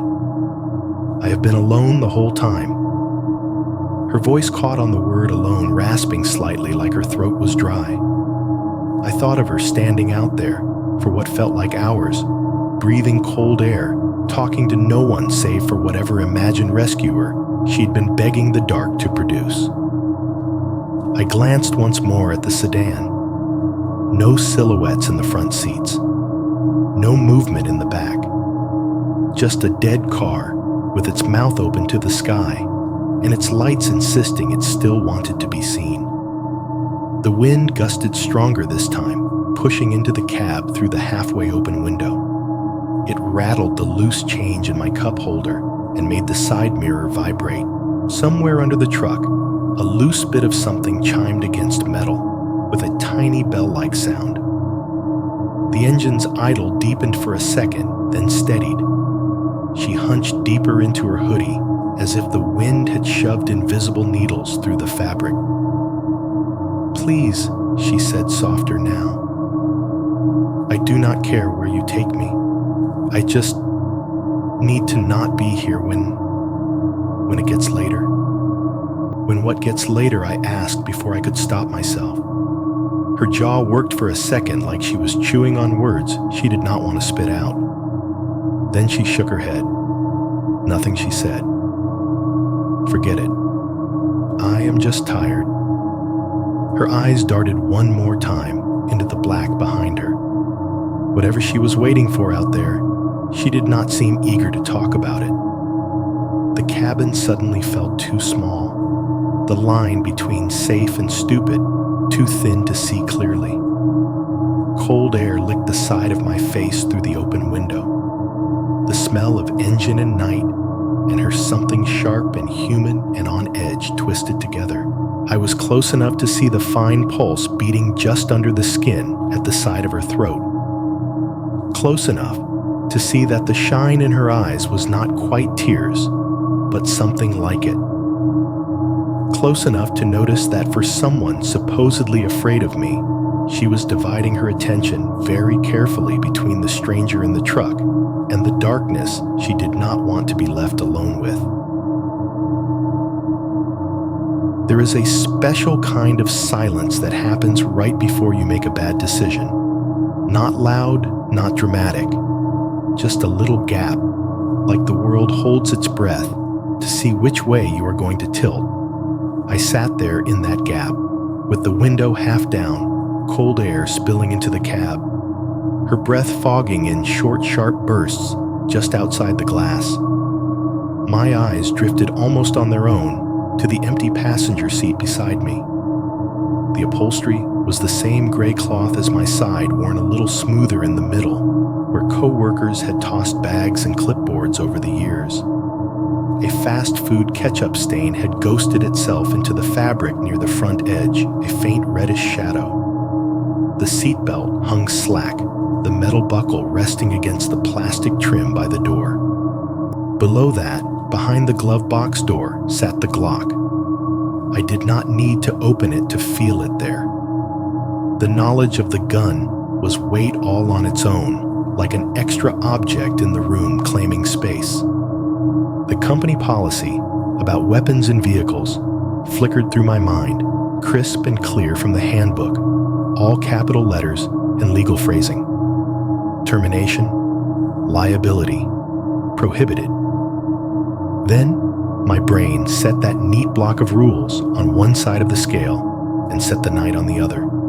The empty fields, the dead car, the girl in the hoodie trying not to look at the darkness behind her.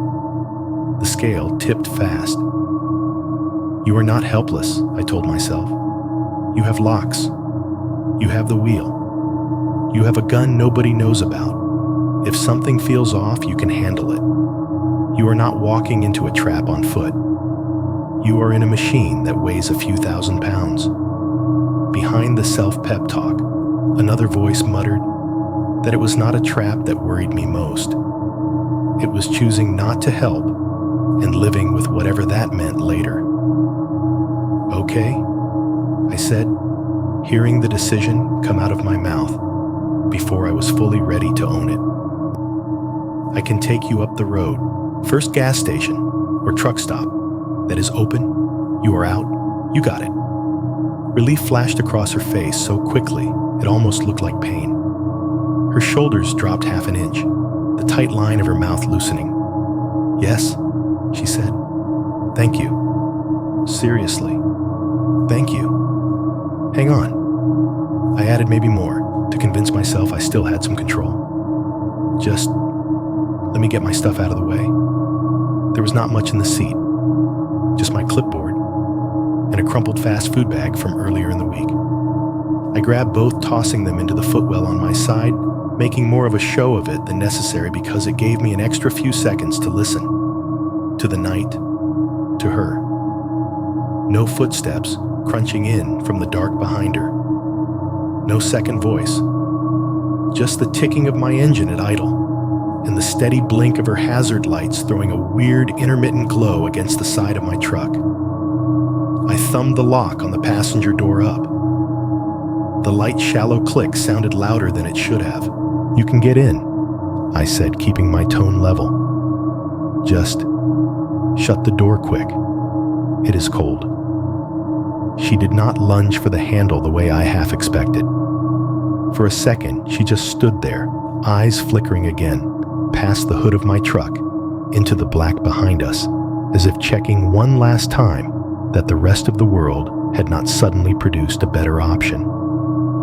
Then she reached for the handle. The door opened with a soft seals breaking sound, followed by a heavier whump as the cold outside air rolled in with more force, slamming into the lingering warmth of the cab.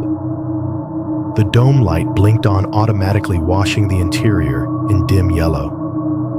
In that sudden glow, the details of her face sharpened. She was pale, but not the kind of pale you get from sitting under fluorescent lights all day. This was the washed-out look of someone who had been out in the bite of cold for too long. A thin flush burned high on her cheeks, sharp spots of color against the chill.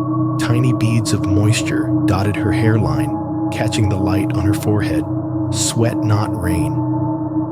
Up close, I could see that the skin under her eyes was smudged darker, either from lack of sleep or from makeup that had migrated down over the hours. As the dome light came on, her expression changed for a heartbeat. She had been wearing that stretched thin look, the one halfway between panic and gratitude. And then the light popped, and her face altered like someone had wiped it clean with the flat of a hand. Her eyes cut past me through the windshield to the length of road behind us, now reflected faintly in the glass. For just that fraction of a second, all the emotion drained out, replaced by something flat and assessing. Then it was back, the grateful stranger, the tremble at the corner of her mouth. If I had not been looking directly at her, if I had blinked, I would have missed it. She did not climb in right away, one foot up on the running board, one still on the gravel. She paused in that half and half out position, like she was listening for something on a frequency I could not hear. The wind pressed at the open door, making the dome light sway, slightly shadows shifting over her features. "Everything okay?" I asked. She blinked again, as if waking up from a short private dream. "Yeah," she said quickly. "Sorry, just dizzy. I am fine." She slid into the seat in a smooth, practiced motion, pulling the tote in with her. The bag ended up on her lap, the white canvas stark and almost too clean against the dull upholstery.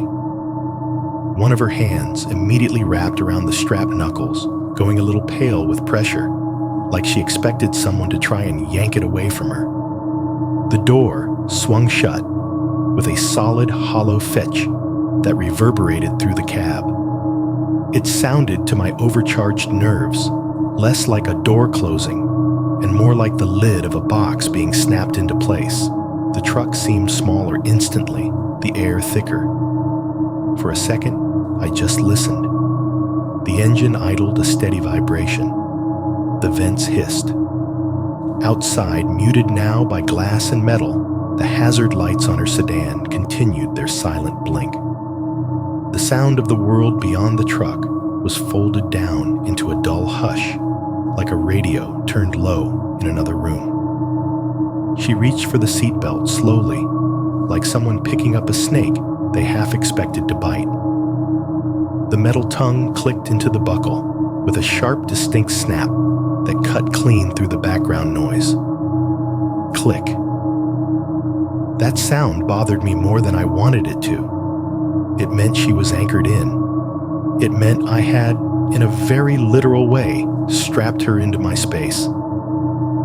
I put the truck in drive thumb, hovering over the lock button on my door until I pressed it. There was a series of soft mechanical clacks as all the locks engaged. The little plastic pins in the doors dropped down. Self-inflicted cage, thank you, she said again, quieter now. The forced breathiness in her words had eased off a bit. I really thought nobody was going to stop. I almost did not, I admitted before I could catch myself. The honesty slipped out as easily as the admission had felt hard in my own head. Heard too many stories. She turned her head to look at me fully for the first time. In the yellow dome light, her eyes were a muddled color, something between hazel and gray, the kind of eyes that change depending on light and clothing and mood. What kind of stories, she asked. The kind that start with hazard lights, I said. Guy pulls over on a dark road. The help finds out he is the one who needed help. Her fingers tightened on the tote strap. Just a little. Did they end badly? She asked. Some did, I said. Some did not. Kind of the point of stories is you do not know which one you are in until after. She looked down at the bag on her lap, then back up at the windshield. I eased us back onto the road, the tires grumbling over the rough edge of the shoulder, before finding the smoother strip of the lane. The silver sedan in my mirror shrank as we moved away, its blinking lights turning into a tiny pulsing ember. So what changed your mind? She asked, voice pitched low, almost swallowed by the hum of the moving truck. I watched the lines on the road slip under us for a moment before answering. I kept thinking about the news, I said. About those people you hear about, who went missing, whose cars got found, and how they always talk about the last time someone might have seen them. I did not want to be the guy who realized later that I was that someone. That is, very decent, she said softly. Or selfish, I said. Depends how you look at it. She did not argue. Your car just died, I asked, changing tack. No weird noises before that. No warning lights, just off her shoulders, lifted and fell under the hoodie. Up close, the fabric looked thinner than it had from the road, the cuffs frayed. It just died, she said. The engine sort of coughed, and then everything went black. I coasted to the side. I tried turning the key. Nothing. Battery's gone, I guess. I do not know. I am not a car person. You popped the hood, checked the terminals. I pushed more out of habit than suspicion. Sometimes you can talk someone through a simple fix, a loose cable, a corroded clamp. She shook her head once sharply. I opened it, she said. I looked. I did not touch anything. I did not want to make it worse. Can we please just drive? I will call someone when we get to a station. I will get it towed. Whatever. I just do not want to talk about the car anymore. There was a tightness in the way she said, opened it, like there was more weight in that action than just checking an engine. Like maybe she had seen something under there, she did not have words for, or did not care to share. "Okay," I said, letting it go. The road ahead unspooled the beam of my headlights, cutting the darkness into manageable slices. "We will drive." I clicked the dome light off. The cab sank back into the softer glow of the dashboard. Her face became mostly shape and shadow again, defined by passing reflections and the faint green of the instrument panel. The hazard lights from her abandoned car were just a faint pulsing dot in the distance now. Then they disappeared completely around a bend. We were alone in the truck, the world narrowed to several feet of illuminated pavement, and the weight of a stranger sitting with her hands wrapped too tightly around a tote bag, breathing shallowly beside me. The door had closed. The seatbelt had clicked. And somewhere in the back of my mind, buried beneath the logic and the rationalizations, a smaller voice whispered that I had not just let someone into my vehicle. I had let them into my night. For a while, the cab settled into an uneasy kind of quiet. The truck's engine droned under our feet, a low mechanical hum that blended with the roar of the tires on the asphalt. The vents pushed out cold air in a soft, continuous sigh.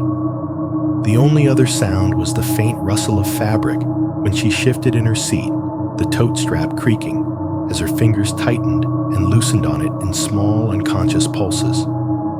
She stared straight ahead, shoulders hunched jaw tight. I kept my eyes on the road, letting the dash centerline rhythmically appear and vanish at the edge of the headlights. Every so often, the podcast app on my phone tried to reconnect and failed, displaying a spinning circle on the dark screen like a tiny, useless radar dish. I left it muted. I didn't want another voice in the cab just then. The silence between us was not comfortable. It felt like a question that neither of us was ready to ask.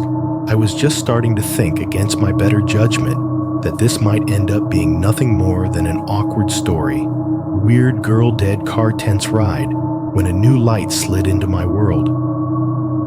It appeared first as a faint smear in the rearview mirror, barely brighter than the stars. A pale, washed out white that did not belong to the sky.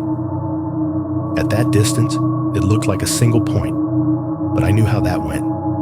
Give it a minute, and the point would split into two, resolve into headlights. My stomach tightened. I watched the glow for a few seconds, half hoping it would stay small, a distant reminder that I was not the last moving thing on Earth. Instead, it grew.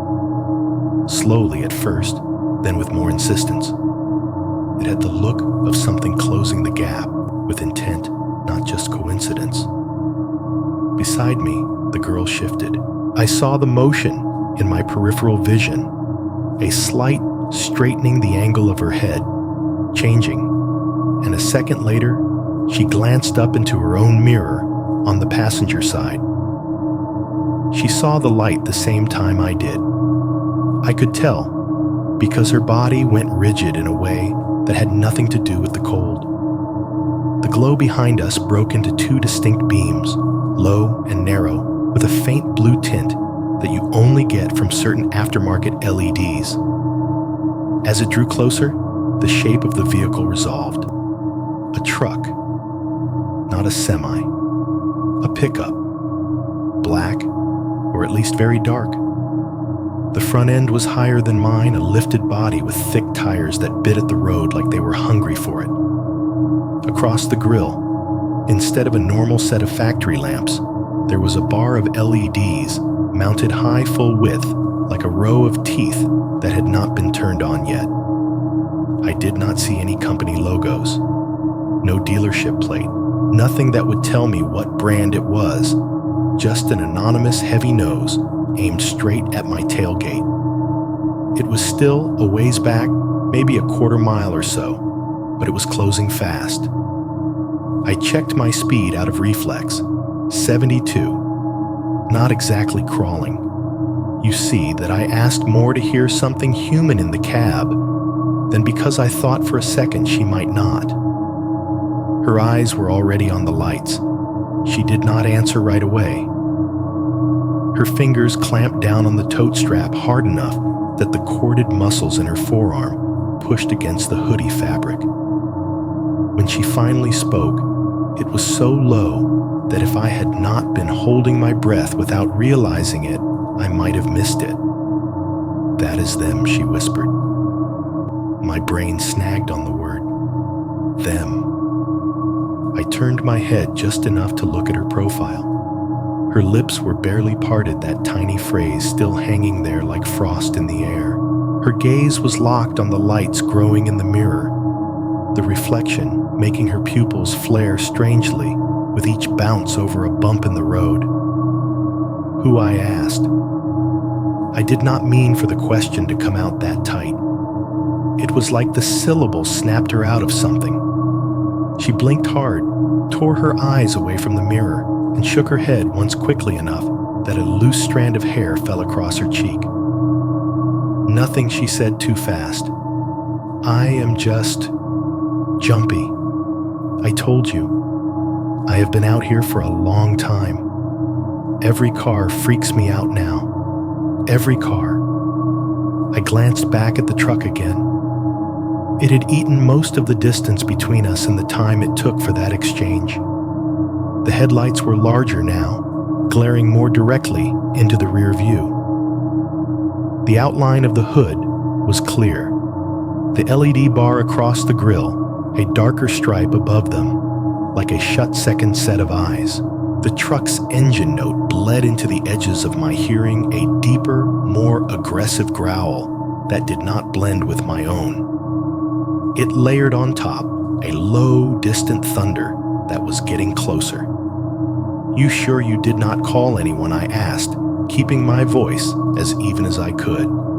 "Text somebody before your phone died." She flinched, a tiny tightening around the eyes. "No," she said. "I told you no service. Nobody was answering. I did not. Nobody is supposed to be out here. Supposed to be. Not nobody knows where I am. Not nobody is coming. Nobody. Supposed to be." I did not like that wording. My fingers flexed on the wheel, the leather squeaking softly under my grip. The truck behind us eased closer. 50 yards. 40.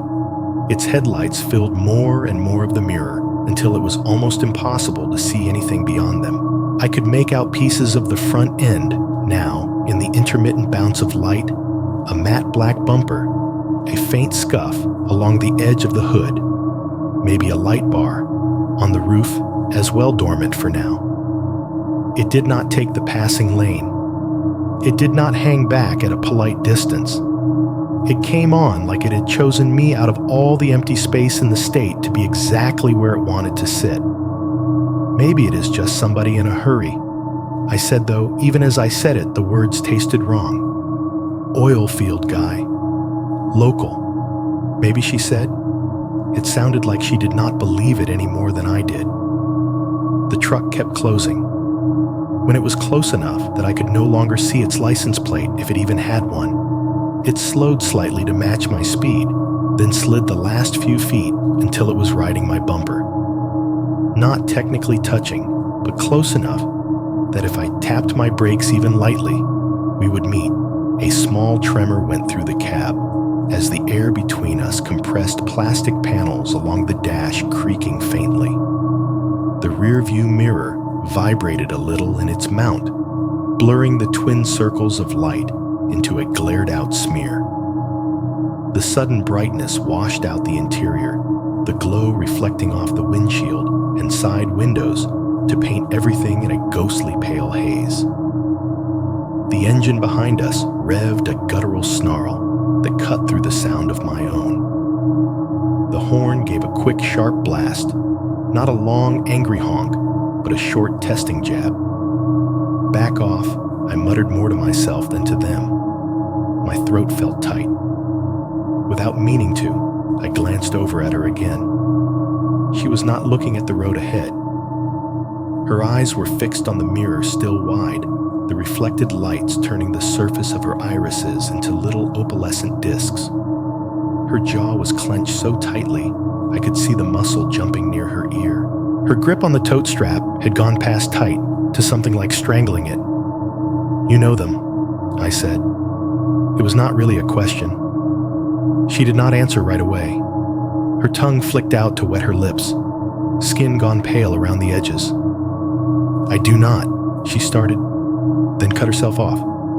I thought, maybe, nothing. It is nobody. It is just a truck. Behind us, the just a truck decided the low beams were not enough. Without warning, the headlights snapped up to high. The cab flooded with light, harsh and blue-white, washing out the dash and throwing every flaw in the windshield into sharp relief. Old streaks, microscopic pits, where gravel had hid invisible in normal conditions. The rearview mirror became a rectangle of blinding glare. I had to squint, eyes watering, to keep my focus on the road ahead. The interior plastics began to buzz faintly from the vibration of being ridden so close. The seat under me seemed to hum tiny rattles waking up in the door panels. My shadow thrown forward onto the hood by the light bouncing inside the cab jostled with every minor bump, like something else was moving out there with us. The truck's horn blared again, longer this time. The engine roared, the driver goosing the gas, surging closer for a second, backing off, just enough not to actually hit my rear bumper. It was like being nudged by a predator, testing how fast you could run. "Why are they doing that?" she whispered. I almost laughed, a short, humorless sound. "You tell me," I said. "Last I checked, I do not own the road." She tore her gaze away from the mirror finally and stared straight ahead, shoulders shaking once, almost imperceptibly. The highway around us was still empty. No oncoming traffic. No glow of distant towns. Just that straight dark tunnel and the rectangle of blinding light pressed up against my tailgate. It was not the first time I'd been tailgated. People do stupid things on empty roads, but there was something too deliberate about this. The way the truck had come up, the choice not to pass despite having an open lane, the timing. I thought back uncomfortably to the way she had kept glancing behind her even before I turned around. The way she had stared into the darkness past my truck like she was waiting for the night to cough something up. That tiny unguarded whisper, "That is them." Whoever was behind us, whoever she thought they were, I realized with a slow, sinking certainty that this was not random traffic stumbling across us by chance.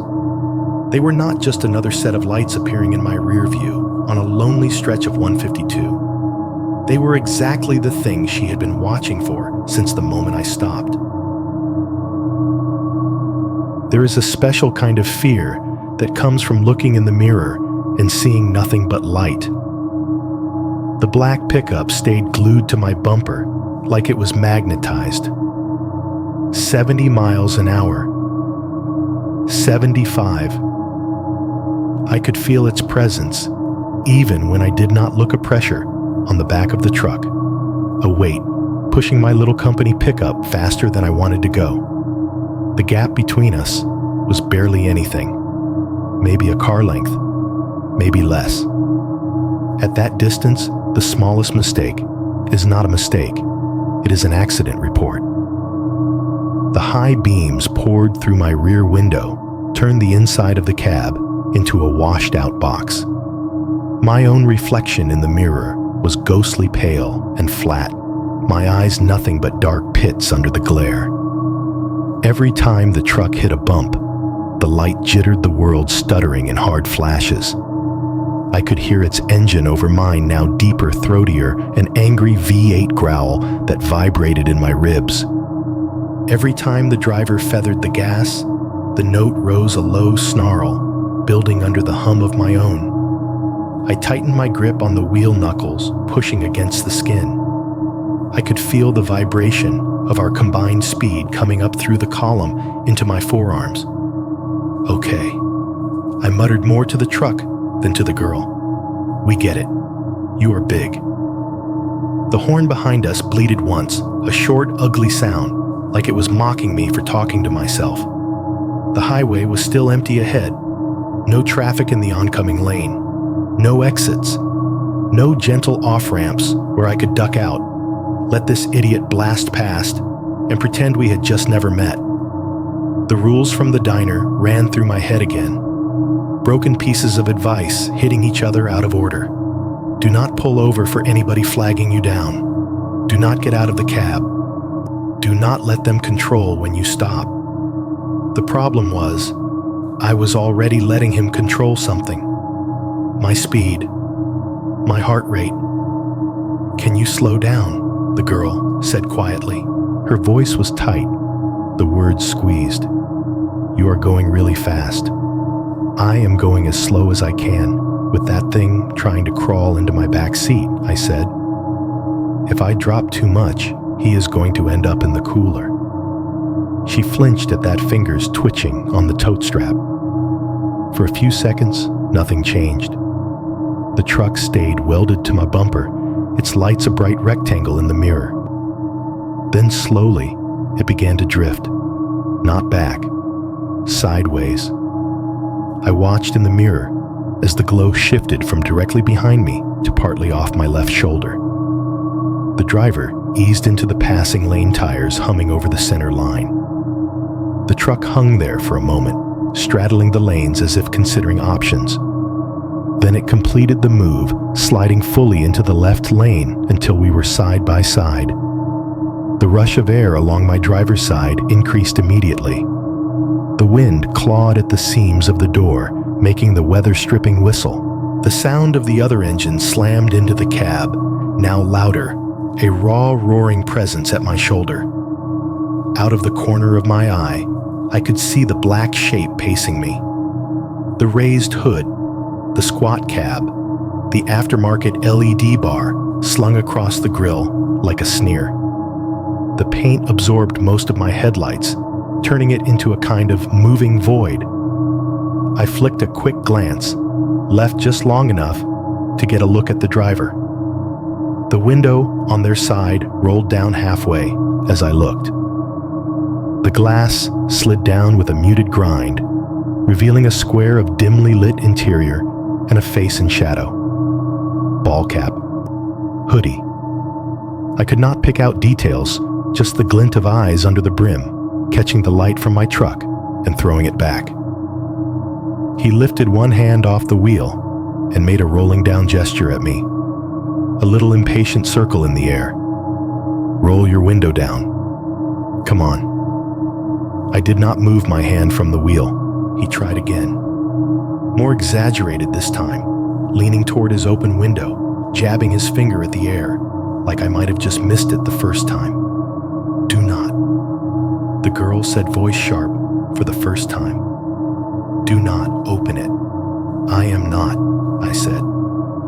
My palms were slick against the leather. The driver, seeing I was not playing, shifted tactics. He pointed hard toward the back of my truck. One quick, emphatic jab of his finger, like there was something urgent I needed to see. The gesture was familiar. I had seen versions of it in a dozen stories. Something fell off your load. Something is wrong back there. You have to pull over. Instinct made me flick my eyes to the side mirror for a half second. Habit. Check your blind spot. Check your bed. The marker lights glowed along the topper. The latch was down. The straps I had run earlier still crisscrossed the silhouette of the coolers under the shell. Everything in order. No doors hanging open, no cargo dragging. The bed was empty of anything but what I had put there. Right, I muttered. Sure. I brought my gaze back to the road, to the tunnel of light ahead. My peripheral vision kept giving me flashes of the other truck. The driver's window, the cap brim, that pointing hand. Next to me, she was very still. "You know them, do not you?" I said. This time, it was not just an accusation. It was a statement with a question mark stuck on as an afterthought.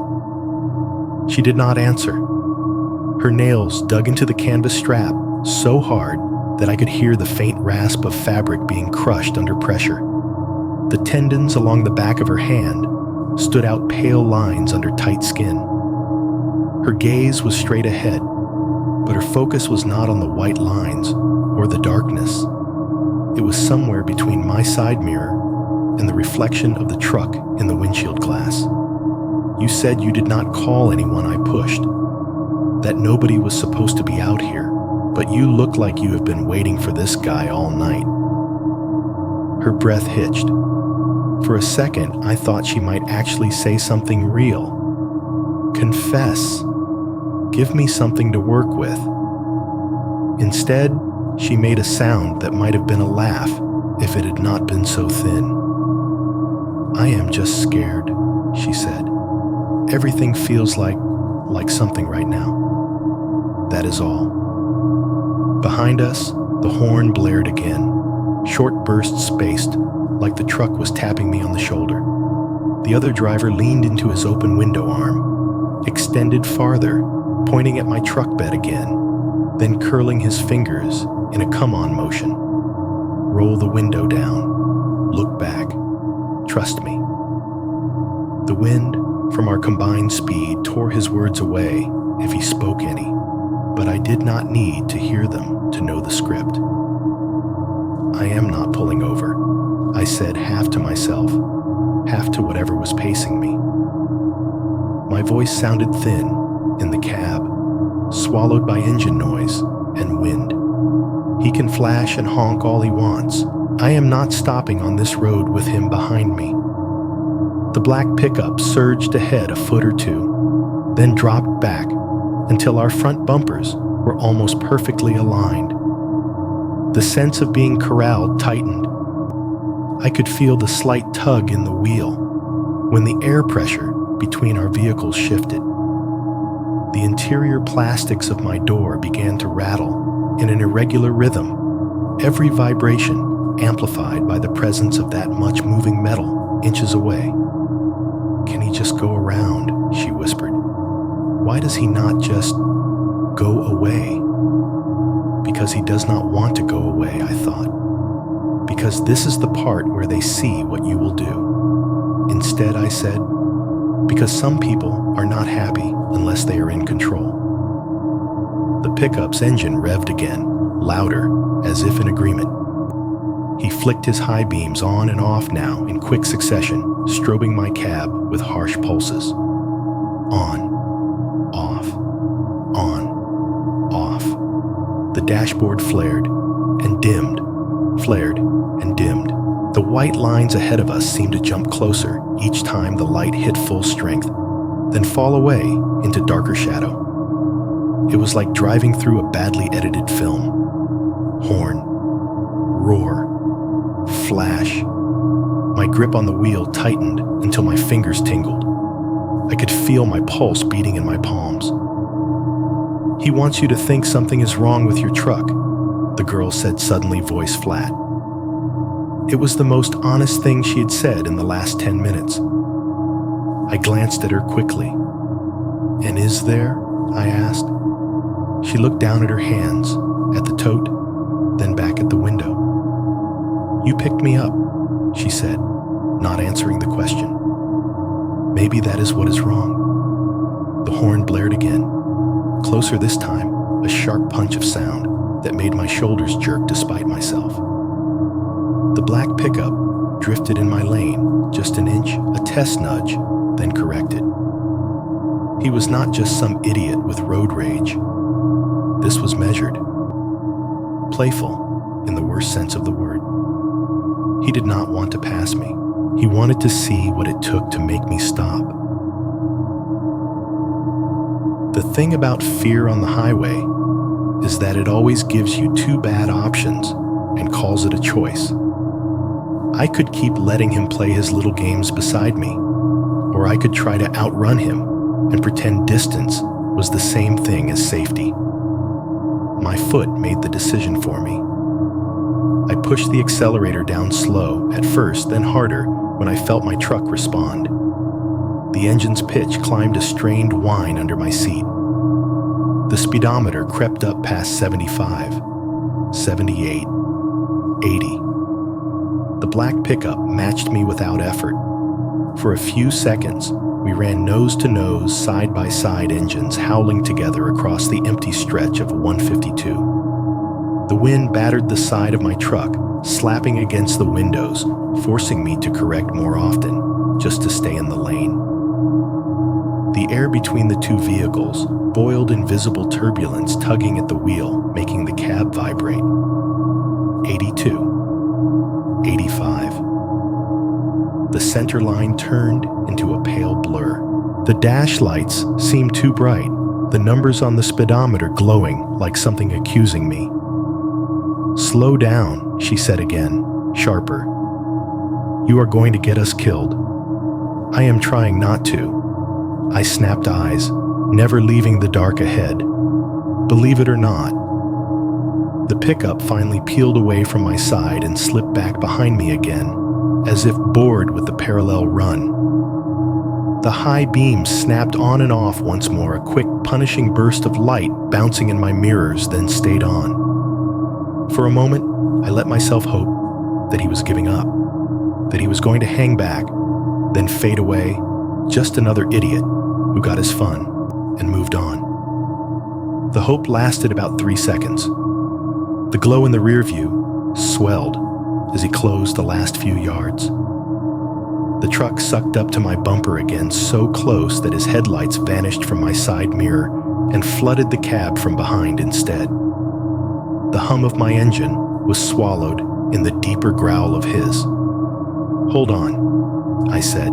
I had no idea if I was talking to her or myself or nobody. The hit, when it came, was almost delicate. A quick, sharp jolt, a distinct, sickening tap from the back of the truck, like somebody had taken a sledgehammer and just kissed the rear bumper with it. The sound was more muffled than I expected. Metal on metal, dulled by the frame traveling forward through the body like a swallowed punch. The steering wheel twitched in my hands. The whole truck shuddered, not wildly, but enough that I felt my stomach drop an inch, my spine go cold. The vibration shot up my arms into my shoulders, like I had just grabbed an electric fence. The tires complained a faint squeal as the rear end lightened for a fraction of a second and then settled again. The ABS gave a tiny strangled whir under my feet, not fully engaging, but stirring awake and unhappy. She sucked in a breath beside me, a sharp, involuntary gasp that sounded too loud in the cab. The tote bag shifted on her lap, with the movement, its canvas whispering against the seat fabric. I did not hit the brakes. Instinct screamed at me not to. At this speed, a sudden deceleration would be the same thing as offering him my rear bumper on a platter. The speedometer needle bobbed just under 85. The road felt thinner somehow. "He hit us," she said, like maybe I had missed it. "Yeah," I said. My voice sounded strangely flat. I noticed. My mind tried to reach for explanations and came up empty. This was not a warning. Not a nudge to knock it off. Not a frustrated tailgater telling me to move. Nobody taps another vehicle at 80 miles an hour because they are mad about passing lanes. This was a test. They are seeing how easy it is to knock me off the road, I realized. That sentence dropped into my head with a cold, heavy certainty. The first hit is just to see if I panic. A thin sheen of sweat had broken out on my palms. The leather of the wheel felt slick. I shifted my grip, wiping one hand quickly on my jeans, then retook my hold. Without really deciding to, my right hand left the wheel and drifted down toward the glove box. The motion felt slow and obvious, like something happening underwater. I kept my eyes on the road, while my fingers found the seam of the plastic panel, then the edge of the latch. I did not open it. Not yet. I just slid my hand under the curved palm, pressed against the underside fingers, curling toward where the Glock sat hidden in its kydex nest. The feel of the cold plastic and metal against my fingertips did something ugly and necessary to my nerves. The terror did not go away, but it organized itself. If they tried to box me in, if they forced me to stop, if someone came to the door, if you reach into that bag, I said quietly, I will put you out on this road myself. It came out colder than I meant. I did not look at her when I said it. I did not need to. I could feel her react to stiffening beside me, a tiny outraged intake of breath. I am not, she started. Just do not, I cut in. We have enough problems behind us. I do not need any surprises from the front seat, too. Silence.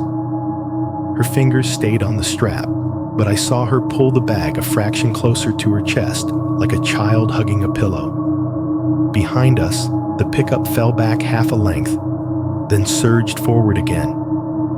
The second hit was not delicate. It came in hard, a full-body slam that made the whole truck jump. There was a sharp, hollow bang from the rear metal striking metal with intent. The steering wheel yanked in my hands. The back end of the truck skated half a foot sideways before the tires bit down again. Loose change in the cup holder exploded into motion coins rattling against plastic. Something in the center console, a pen, maybe ricocheted off my thigh.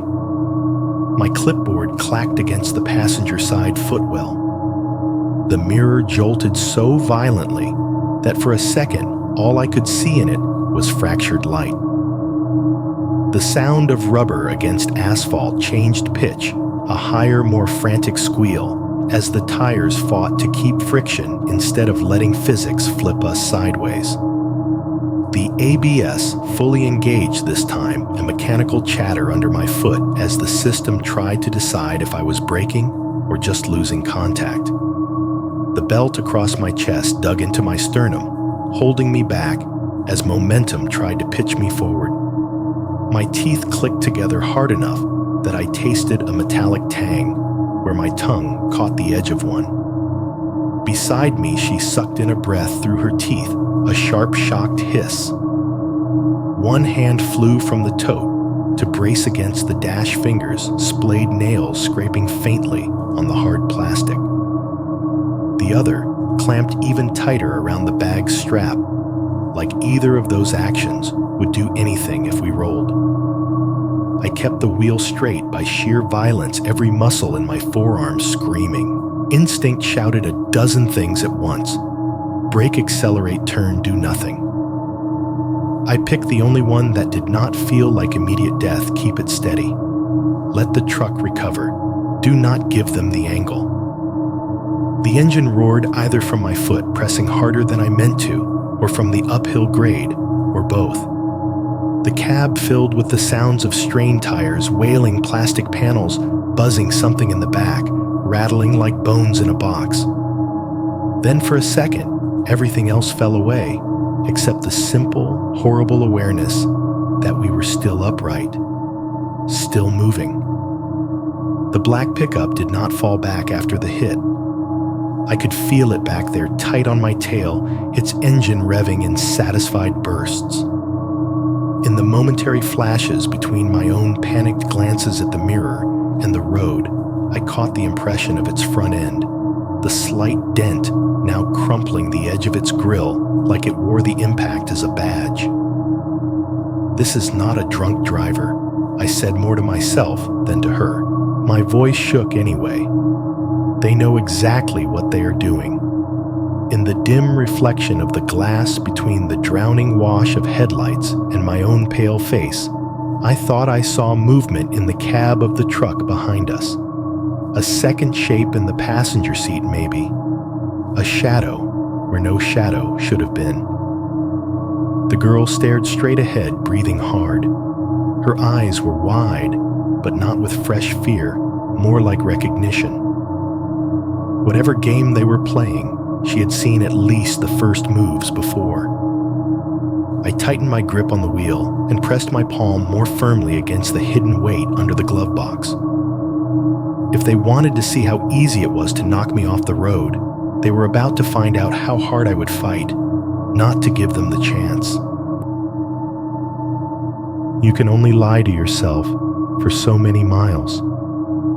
I kept waiting for the black truck to get bored, to peel off onto some unseen ranch road, to fall back and vanish the way it had appeared.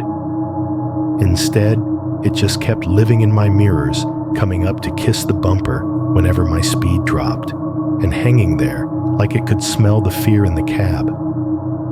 The second hit had knocked something loose in me. Not courage exactly, more like a cold clarity that sometimes shows up when you realize the people behind you are not bluffing. Up ahead, a green reflective sign flickered into my headlights, the white letters swimming into focus as I got closer. Red Fork, 12 miles, 12 miles. At this speed, that was nothing. But 12 more miles of this, of being rammed at 80, with nothing between us and a rollover but luck and anti-lock brakes that felt like forever. I felt the math lining up in my head. 12 miles of hoping they did not get more aggressive. 12 miles of waiting for the one hit that took the back end out just enough. 12 miles of giving them all the time in the world to figure out how to box me. I knew in a way that had nothing to do with numbers that I did not have 12 miles left to let them decide how this ended. "Buckle tight," I said, voice low. "Do not touch that bag." She glanced at me, eyes snapping away from the blazing mirror. "What are you?" "Just do it," I cut in. The belt was already across her chest. She tugged the slack out of it with a small jerky motion, the buckle clicking against the anchor point. Her hand went back to the tote strap, knuckles white. Behind us, the pickup's high beams burned into the rear glass, pouring heatless brightness over the back of my neck. The engine note rose again as they goosed the gas, then fell back into that taunting hover. I flipped on my left blinker.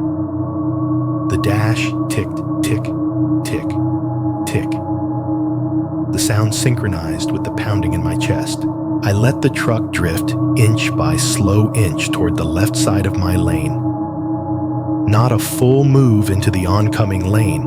There was nothing there, but my brain still balked at crossing the line without seeing an escape just enough that the tires hummed over the ridge in the center.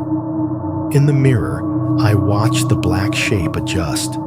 It stayed tucked behind me, but it edged left, matching my positioning. Like a shadow deciding where my center of gravity was. "Do not do this," she whispered. "Please, just keep going. We are almost to town." "Town is 12 miles away," I said. "They have already hit us twice. You think they're just going to escort us to the city limits and wave goodbye?" She did not answer. The median to my left was just a paint and gravel suggestion of separation, no concrete barrier. The shoulder to my right was rougher, darker, sloping into ditch and scraggly grass. I took a breath in through my nose, held it until my lungs burned, then let it trickle out. 3 miles to the sign. 2. The numbers on the distance markers ticked down in peripheral glimpses, each one a verdict. "Okay," I said softly, more to the wheel than anything else. "We do it my way once." I flipped the signal off, then on again. Left. I let the truck drift a hair more toward the median enough that the rumble of the road texture changed under the tires. The pickup eased with me, staying directly in line, preparing for whatever story they had written in their heads. The one where I panicked and tried an illegal U-turn. The one where I stopped crooked. the one where they finally had an excuse to come to my window. In my right hand, the Glock waited behind plastic. I did not pull it yet, but I hooked my fingers more securely around the grip, feeling the familiar contour slide into my palm. It answered some of the shaking in my hand with its own hard steadiness. I started counting. 3. The pickup sat so close now that I could not see its headlights, just the wide spatter of their beams around the edges of my rear window. The glow painted the side mirror, the door, the edge of her jaw. 2. I tightened my left hand on the wheel until the tendons stood out in my wrist. Ahead, the white lines flowed under the headlights in their endless loop, unconcerned. The world narrowed down to a slice of road and the weight at my back. 1. I snapped the wheel right and stomped the brake. The motion was not graceful. It was violent, the kind of move every driving instructor warns you against. The front end of the truck dove hard, like someone had grabbed the bumper and yanked down. My chest slammed into the belt. The tires screamed, rubber, clawing at asphalt, the ABS rattling like a drum under my foot as it fought the sudden change. For one stretched out syrupy second, everything went into slow motion.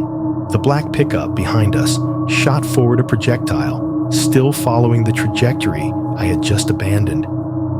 It zipped past my left rear corner, the rush of air slamming into the side of my cab with a physical whump that shook the mirror out of alignment. The headlights flared across my windshield as it passed, bleaching the world into stark white and fragmented shadow. Through that harsh frozen glare, I saw into their cab. 2 silhouettes. Driver and passenger, both broad-shouldered, both leaning forward in their seats, with that hunched predatory posture you see when someone thinks they are about to have fun at someone else's expense. Baseball caps, dark hoodies. I could not see their faces clearly, but I saw enough the outline of a jaw, the suggestion of open mouths, maybe a shout that never reached me over the noise. Then the truck slid. They overcorrected, or the road camber betrayed them, or maybe momentum just decided it was done playing by their rules. The rear end of their pickup kicked out, fishtailing across the lane. For a heartbeat, their tailgate was pointed at me, their brake lights flaring a bloody red. Then the whole vehicle slewed sideways, tires howling, and left the pavement. It went off the right side of the road in a spray of gravel and dust, the front end dipping as it hit the slope of the ditch. For an instant, the high beams carved wild, crazed arcs through the darkness, spotlighting grass and an old fence post, throwing giant distorted shadows of roadside weeds against nothing. The sound was a violent jumble, the long, tearing screech of their brakes, the furious roar of their engine, the crack and thump of metal meeting uneven ground. The girl screamed, or maybe the sound was torn out of her by inertia, but the cry was swallowed by everything else, just one more note in the chaos. Then the truck dropped out of my direct line of sight. Dust plumed up in my rear view, a thick tan ghost rising lit from within by the dying thrash of their lights. One headlight vanished, then the other, flickering out, as if someone had thumbed them off one by one. The last thing I saw was a brief jagged flash, the LED bar strobing once like a severed nerve, and then there was nothing but darkness and a slowly settling cloud. My own truck shuddered as it came down from the hard, breaking the suspension, complaining. The highway ahead was suddenly impossibly empty. No glare, no roaring engine, just the twin lanes stretching forward clean and bare. Silence dropped into the cab like a stone. The only sounds were the tick of the cooling brakes, the fast, shallow pull of the girl's breathing, and the low, ragged idle of my engine struggling to decide if it had just been in an accident or not. Something thudded against the dash beside me. She had hit her head or shoulder when I slammed the brakes. The tote had flown forward off her lap, smacking into the glove box before flipping over and spilling part of its contents onto the floor mat between us. A black plastic handle skidded out, first spinning once before coming to rest against my boot. Not a hairbrush, not a water bottle, short, thick, the kind of handle you get on a compact baton or a heavy flashlight built for hitting instead of seeing.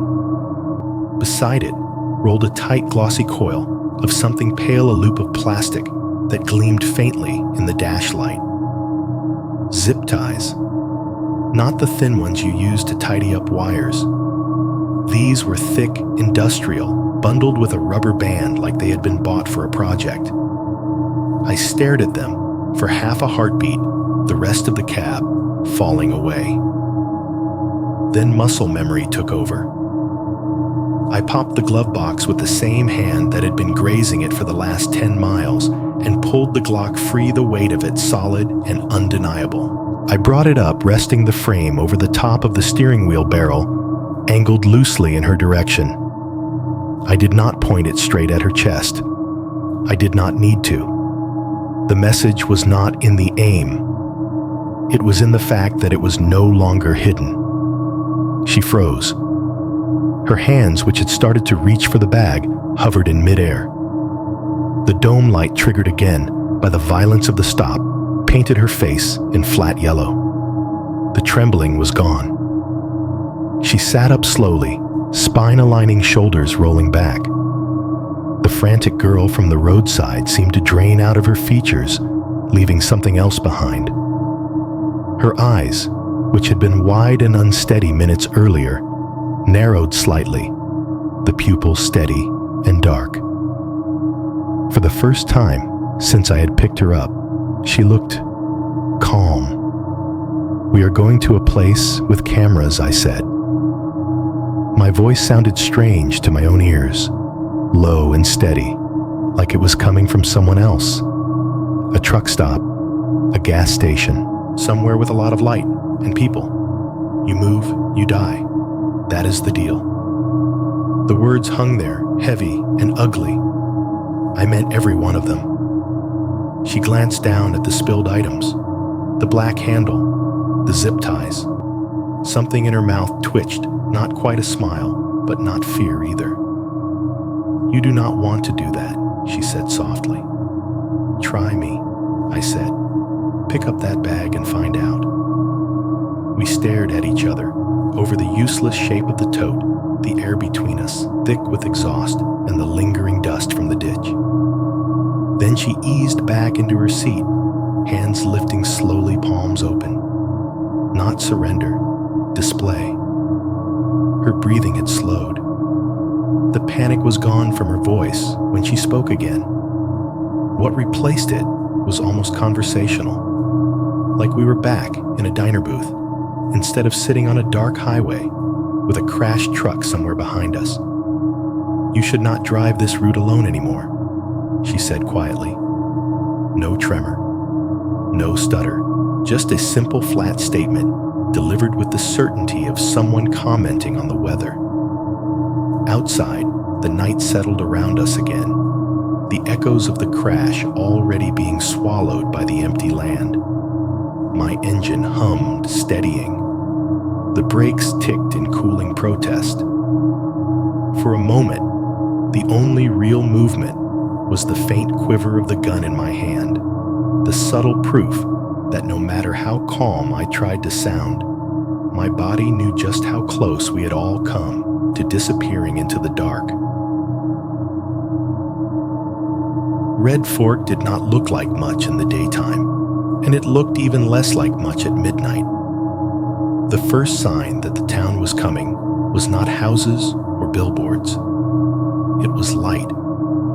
After so many miles of nothing but my own headlights and the occasional green glow of mileage markers, the wash of LED glare on the horizon looked almost unnatural, like someone had dropped a small, artificial sun onto the land and turned it to overcompensate. The gas station sat just off the highway on a wide concrete pad, the kind of big box travel stop you could find along any interstate in the country. The logo was familiar in a way that made me weirdly more uneasy, a red and blue swoosh over an all-caps name Fuel Mart, or Quickway, or some other word that could have been anywhere.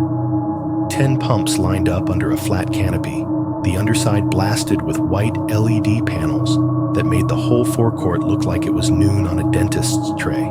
Compared to the black ribbon of 152 behind us, the place might as well have been a stadium.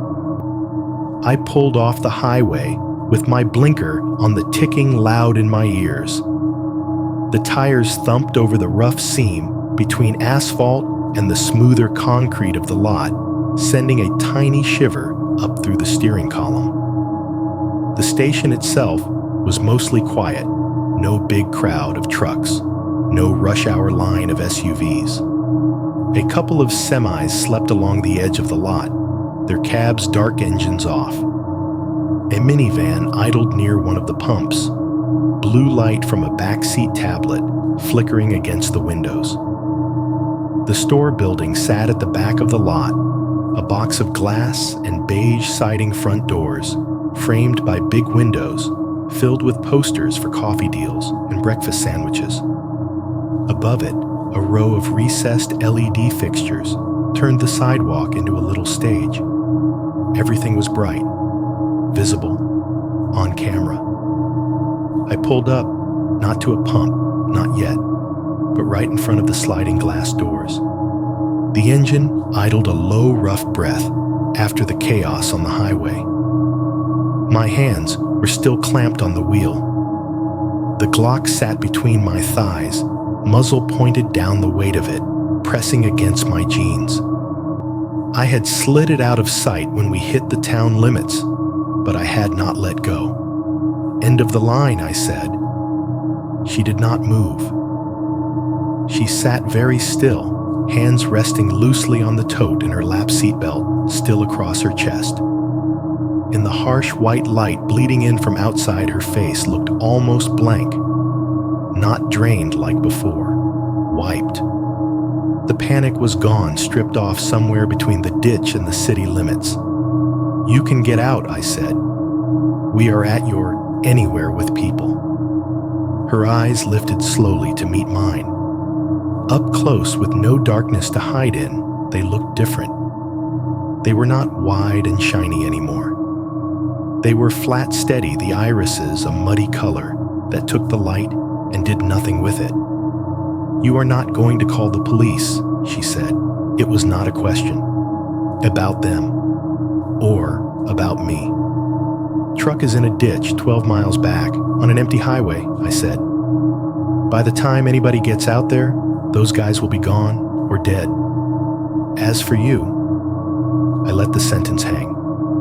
Out by the pumps, the wind nudged a plastic trash bag in one of the cans, making it flutter like something trying to get out. "As for me," she repeated softly.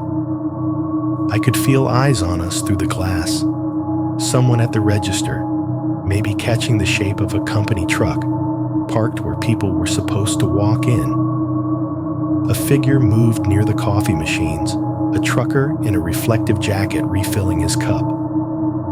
This was as public as it was going to get on a weeknight in Red Fork. "Take your bag," I said. "Get out. Walk through those doors. Let their cameras have you." Silence stretched. The gas station's automatic doors hissed open for someone, and then whispered, closed the sound, carrying faintly through the glass.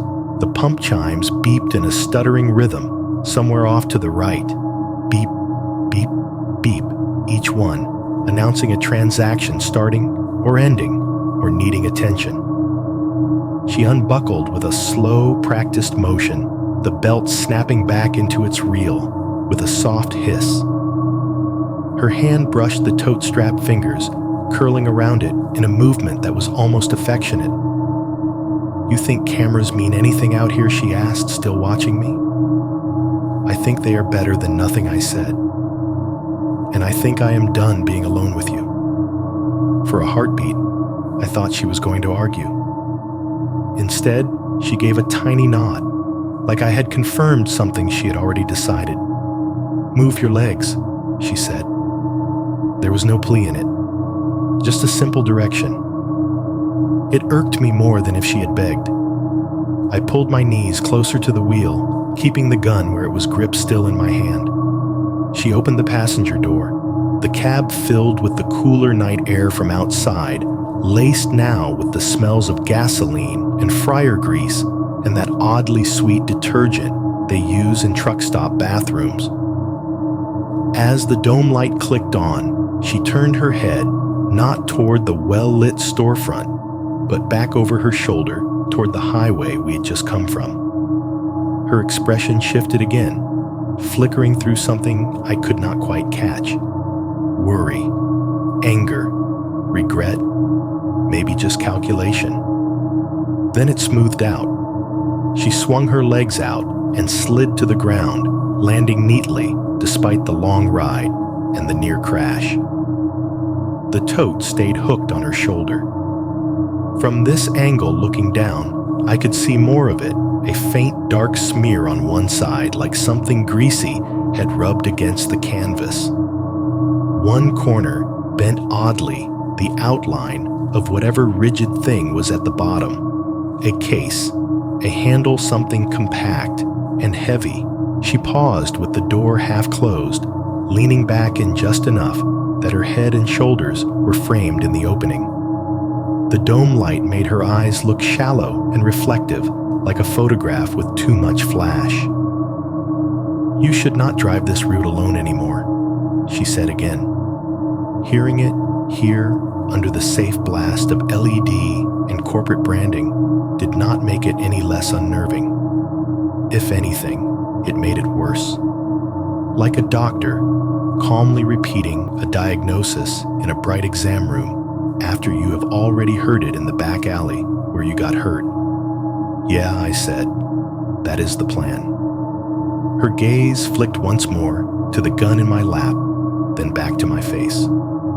For the first time, the corners of her mouth twitched up. Not a warm smile. Not exactly mocking either. Something smaller, sharper, a private joke. "Be careful what you pick up," she said. Then she shut the door. The sound was solid and final, the rubber seal thudding into place. With her outside and me inside, the world seemed to tilt back into its usual angles. The dome light clicked off, leaving me in the softer glow of the dashboard again. I watched her walk across the concrete. She did not go straight for the doors like I expected. That would have made sense, straight line into the cameras, into the crowd. Instead, she angled to the side, moving just at the edge of the canopy's light. For a moment, she passed under one of the LED panels, and the glare washed her out, turning her into a pale blur. Then she slipped past the edge of it and into the dim strip along the building's side.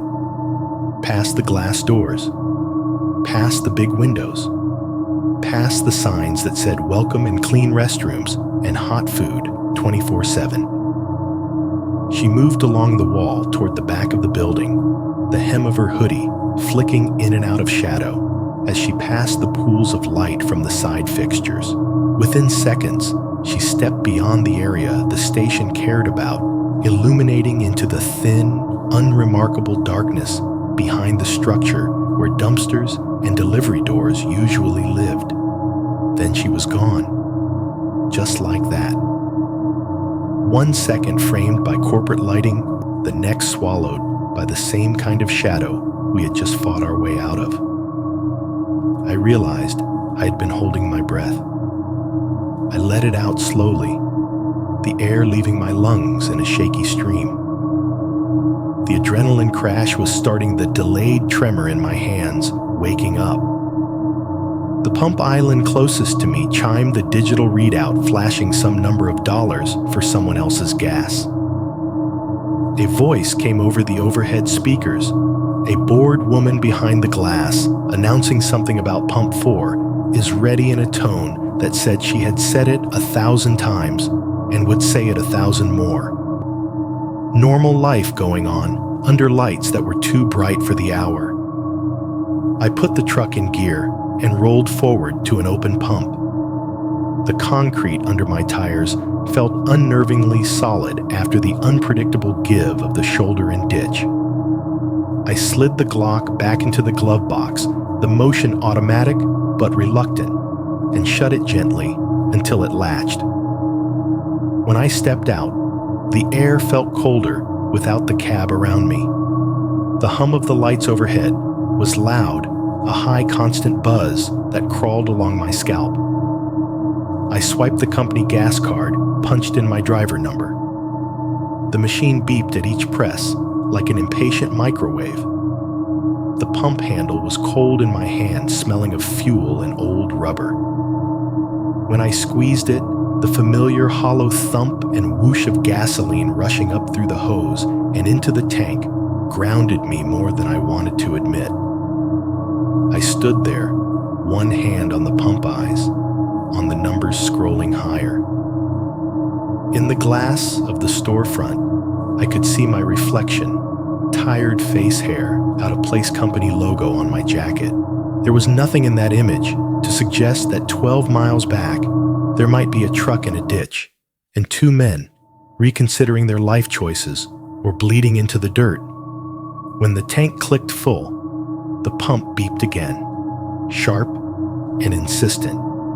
I slid the nozzle back into its slot, the metal clanging lightly.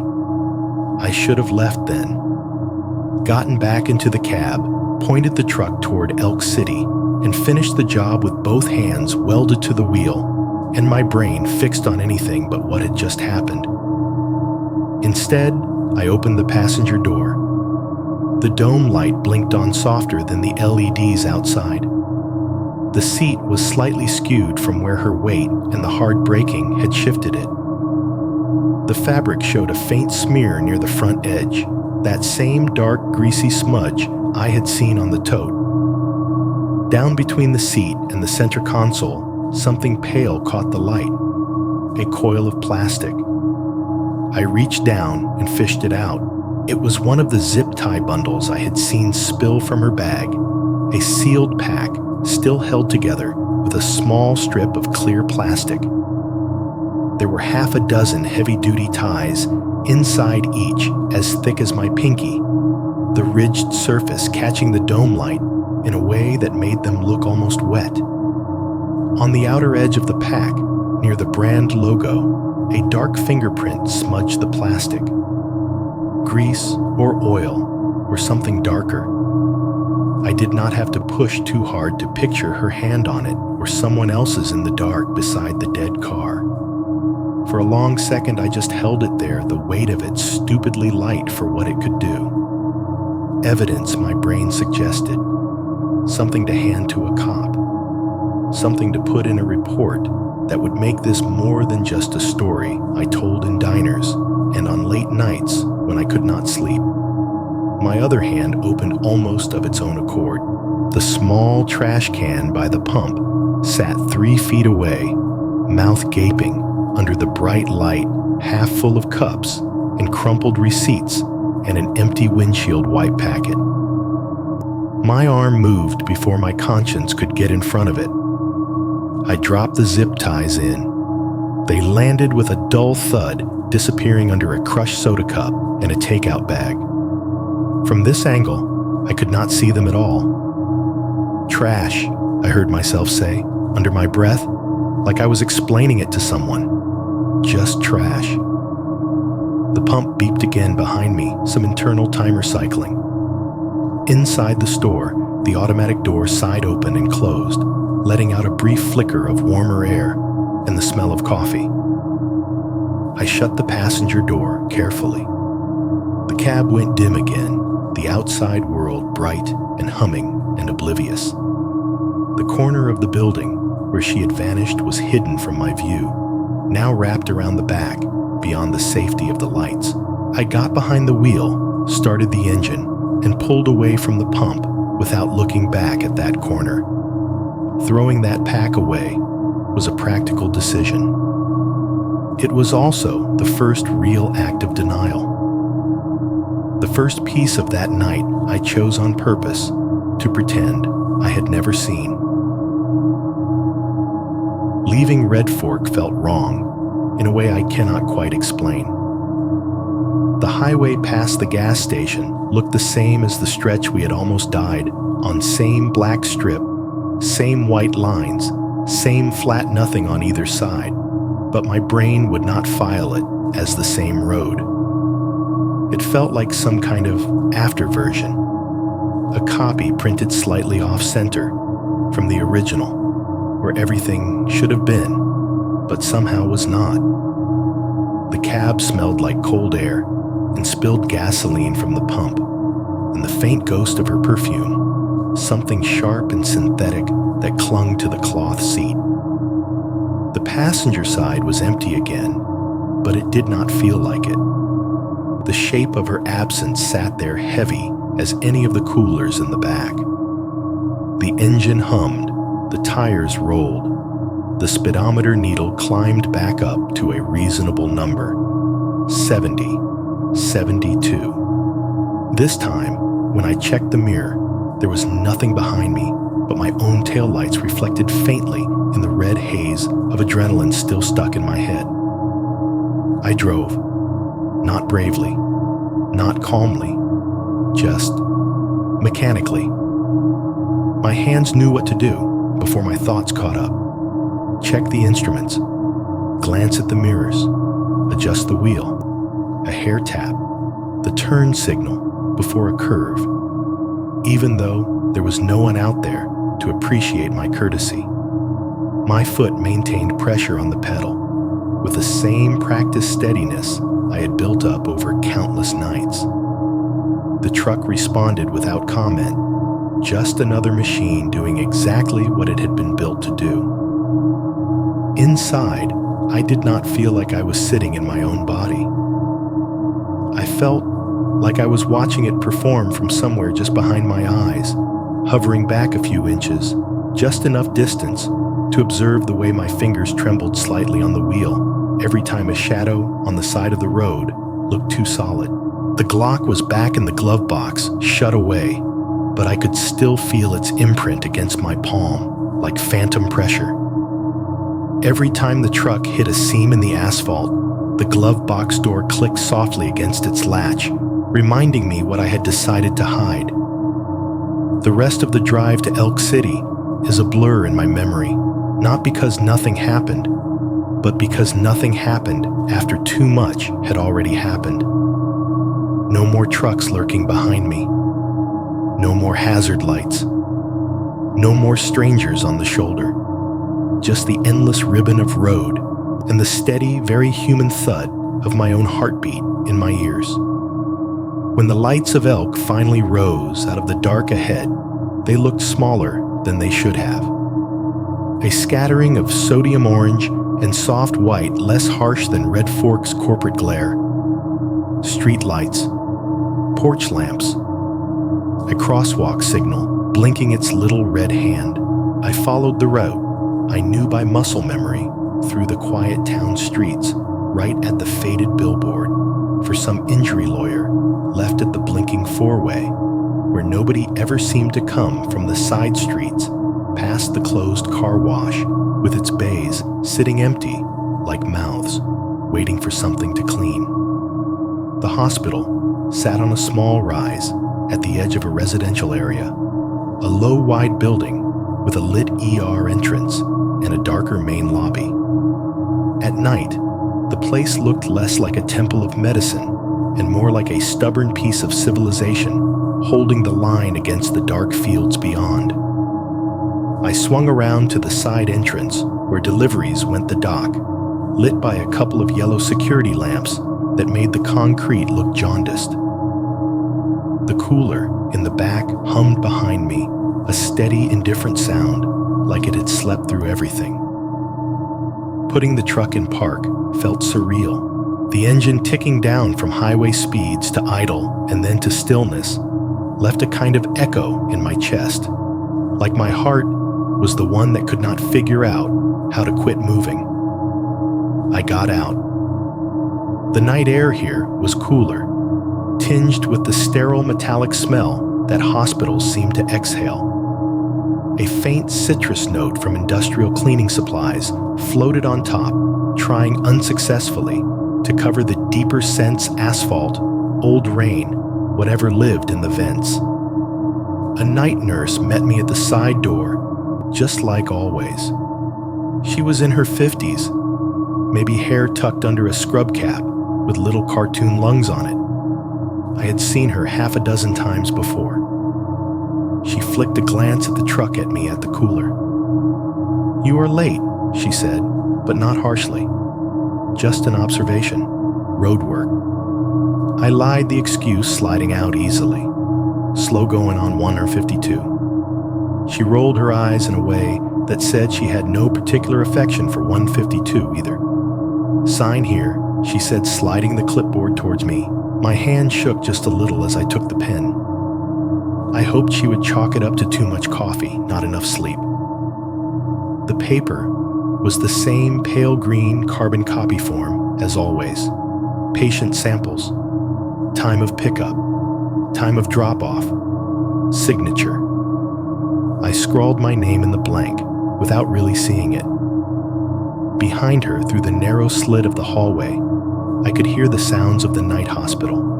A distant monitor beeping in a steady rhythm, the squeak of rubber soles on waxed floors, someone laughing too loudly near the nurse's station at a joke that would already be forgotten by the end of the shift.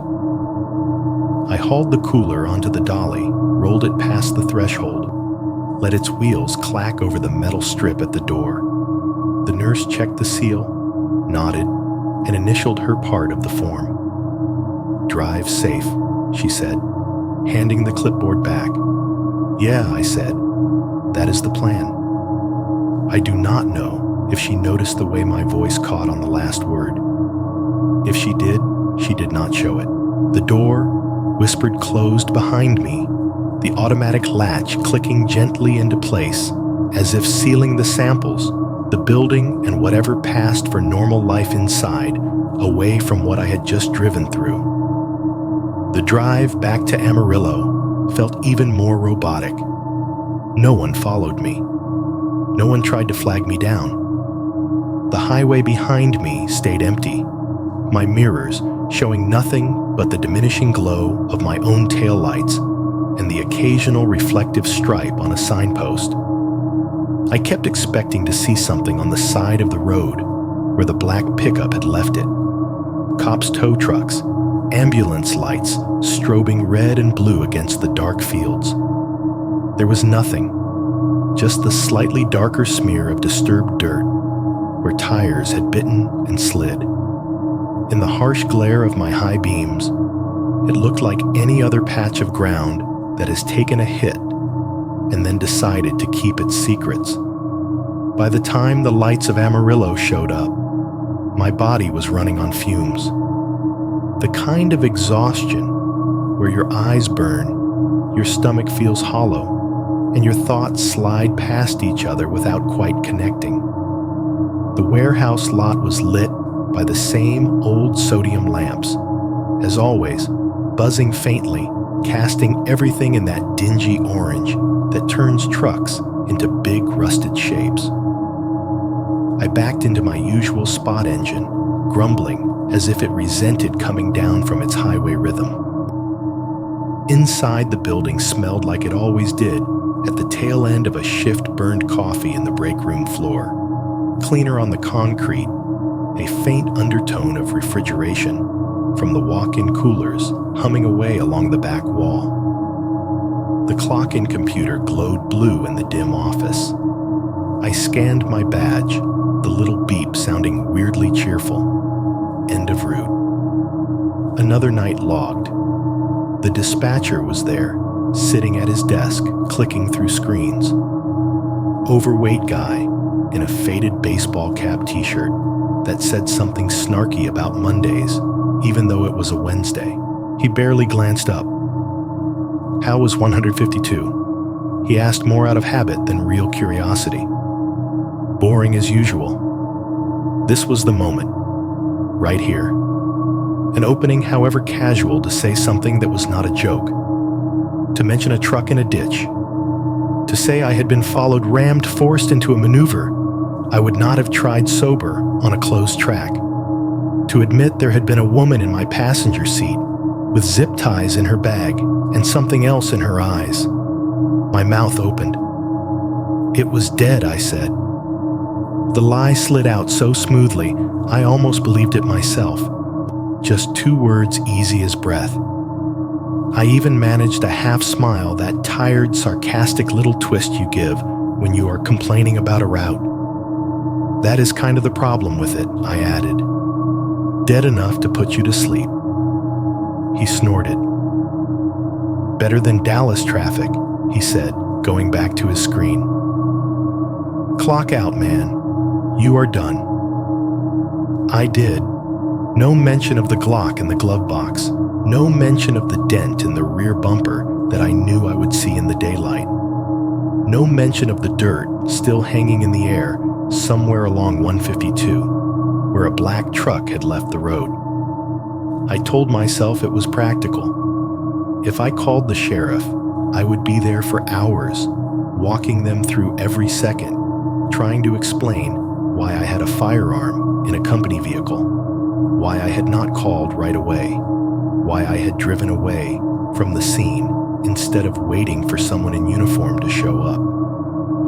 There would be questions about liability, about whether I had escalated the situation by using a defensive maneuver, about whether I could be charged with anything if those guys in the ditch ended up injured. Or worse.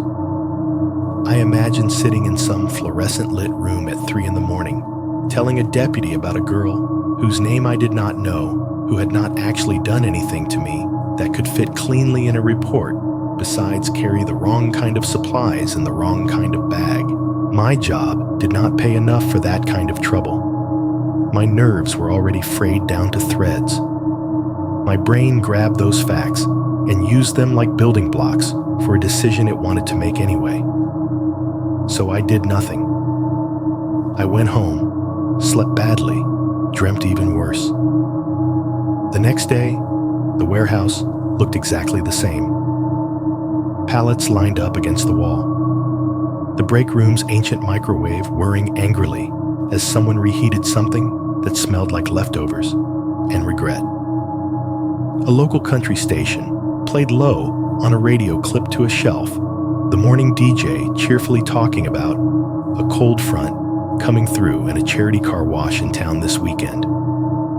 Someone had printed out a cartoon and stuck it to the bulletin board, a joke about truckers and coffee that was not funny even by break room standards. The plastic chairs creaked when you sat in them, same as always. One of the younger drivers dropped into the chair next to mine, the vinyl squealing.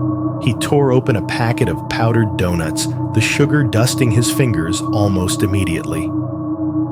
How was 152 last night, he asked with his mouth full. Heard they are talking about adding another clinic out there. More miles for you, huh, Lucky? I stirred my coffee, watching the cheap plastic stirrer swirl brown liquid around the inside of the styrofoam cup. The smell of burnt beans and powdered creamer rose up familiar and grounding. Boring, I said. Dead. I took a sip. The coffee tasted like metal. I lied, obviously, I tell you now. Said it was dead. That was the problem. It was not dead enough. On the radio, the DJ laughed at something he said, the sound tinny through the old speaker. Someone else in the room laughed along, not because it was funny, but because that is what you do when a disembodied voice tells you to. The night before felt like something I had flipped past on a channel, some late-night thriller I had half-watched between loads of laundry, easy to switch off. Except my hands still knew the weight of the wheel, at 85. My ribs still knew the bite of the seatbelt when the first hit landed. And deep down, under the paperwork and the cheap coffee and the humming fridge, some part of me knew that just because I had decided not to tell anyone did not mean the story was finished with me. For a while, I tried to let it sink. That night turned into something I carried like a bruise under clothing, not visible but tender every time anything brushed it. Most people who drive for a living have at least one of those stories. Wrong exit, bad weather, close call. I told myself this was just mine, except bruises fade. This did not. A week went by, then two. I went back to 152. The first time they put that route on my clipboard again, my stomach tightened so fast I thought I was going to be sick in the break room trash can. I took the papers anyway. I signed for the cooler. I walked out to the truck like I was not suddenly aware of every creak in the building, every flicker in the fluorescent lights, every scrape of my own boots on the concrete. The road looked the same. That was part of the problem. Same stretch of darkness, same fields, same little green signs with numbers I now knew too well. When I passed the spot where the black pickup had gone off, I slowed just enough to scan the shoulder. There was no debris, no broken fence, no skid marks that stood out more than any other scar on the asphalt. If I had not seen the ditch plume with my own eyes, I would not have believed anything had ever left the pavement there at all. Whatever story started that night, the land had already begun to erase it. Back home, the erasing did not work as well. I got into the habit of checking local news like someone checking a wound for infection. It started small. I would scroll through a couple of headlines on my phone while my coffee brewed, scanning for certain words. Highway 152, single vehicle accident, 2 men, unidentified female. Nothing. I expanded the search radius. County news sites, regional stations, even the local channel's crappy app that crashed every other time you opened it. The stories were the same as they always were. A stolen catalytic converter. Here, a church fundraiser. There, a high school football recap, delivered with more gravity than some murder reports. No mention of a black pickup found crumpled in a ditch. No bodies. No arrests. Sometimes bad men manage to be both dangerous and lucky. If I am honest, I was not sure which outcome I was hoping for. A clean headline: fatal wreck on 152-2. Arrested would have meant people knew that something had been recorded, documented, boxed up in a file. But it also would have meant that I had left 2 human beings in a situation that ended with sirens. The alternative silence meant they could still be out there. That the story was not over. That they knew my truck, my face, my choice to drive away. I told myself I would stop checking after a month. I did not. One night, maybe 3 weeks after it happened, I found myself on my couch at 2 a.m. Blue light from the TV painting the living room, while some rerun crime show played on mute. My laptop was open in my lap, browser tabs multiplying like roaches. Police scanner blogs, obscure local papers, Facebook groups. Small-town Facebook groups are their own kind of horror story. Lost dogs, passive-aggressive complaints about teenagers in hoodies, grainy security cam videos of suspicious vehicles that are always just someone's cousin driving home late. I do not know why I clicked into one for a town a few exits off 152. I was half asleep, thumb scrolling, eyes blurry. The group name was something like Sayre Neighbors, No Politics, Just Community. The kind of place people act out their paranoia and call it vigilance. I was about to close it when a post caught my eye. It was nothing more then a block of text, no picture. Posted about 6 hours earlier by someone with a profile picture of a sunset and a dog. Just a heads up for anyone driving late, it said. There have been reports of a woman flagging down cars at night on 152, saying she needs help. When you pull over, multiple men approach from the dark. Please be careful. Call 911 if you see anything weird. Do not stop. Rumor is, it has happened more than once. There were a handful of comments underneath. People tagging relatives of Cody, this is what I was telling you about. Someone else saying they had heard something similar out by the county line. One guy replying with a shrug emoji, and probably just kids messing around. No names, no dates, no license plates. Just a small town warning shot fired into the algorithm. I stared at the screen so long my eyes started to sting. I could not prove that post had anything to do with what had happened to me. Highway 152 is a long road. There are plenty of lonely stretches where a desperate woman could stand and wave, and a truckload of worse things could be waiting just beyond the reach of her hazard lights. But the shape of it, the rhythm of the trap, it felt too familiar. A woman on the shoulder, hazards flashing, multiple men in the dark. I wondered briefly if one of the people in the comments might be talking about my night without knowing it. If somewhere in that mess of profile pictures and emojis, someone tangential to them had heard just enough of the story to turn it into a cautionary post. I closed the tab. The living room seemed quieter, without the faint burble of voices from the TV. The fridge hummed behind the kitchen wall. The AC clicked inside. Outside, a car rolled by on the road below, the soft whoosh of tires on pavement washing through for a second and then fading. My phone buzzed on the coffee table. It was not loud, just that little insect vibration against the wood, a short, rattling tremor that made the half-empty glass of water beside it jump and tap once against the table with a small, precise cash. My heart lurched like it was still sitting at 75 miles an hour. I leaned forward and picked the phone up. The notification bar glowed against the dim room. One new message. Unknown number. No name.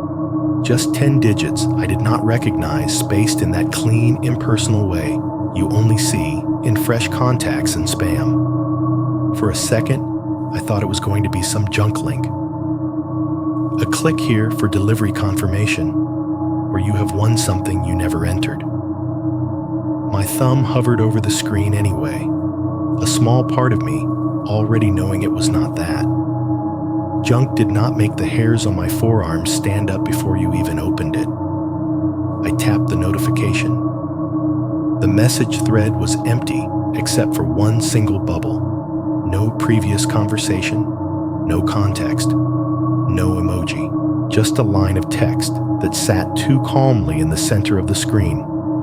You should probably not drive this route alone anymore. My vision tunneled for a second. The words were simple. No threats, no names, no mention of who they thought I was or what they thought I had done. But my mind did not read them as new. They landed in my head like a memory because I had heard them before. In the cab, in the dark, just after a truck spun off the road and a bag full of zip ties spilled onto my floor mat with a gun resting over the top of the steering wheel. You should not drive this route alone anymore. Same cadence, same cold certainty. Maybe a probably added now like a joke. Like whoever wrote it had decided to dress the sentence up in casual clothes, as if that made any difference. My thumb hovered over the screen. For a moment I thought about replying. Who is this? Or how did you get this number? Or maybe just where are you? Instead, I did nothing. I stared at that one line until the screen dimmed and went black, reflecting my own face back at me. Pale, tired eyes, too wide. The phone buzzed once more against my hand as the auto lock kicked all the way in a small mechanical shiver. The glass on the coffee table rocked slightly when I set it back down. The water in the cup trembled and then went still. From the hallway, the old clock outside my bedroom ticked once. Just a little sound. The kind you never notice on nights when nothing has happened. I sat there in the half-dark, the words burned into the inside of my skull, in white like afterimage from high beams. There are stories you tell in diners, stories you send to channels, stories you use to scare yourself awake when you are getting too sleepy at the wheel.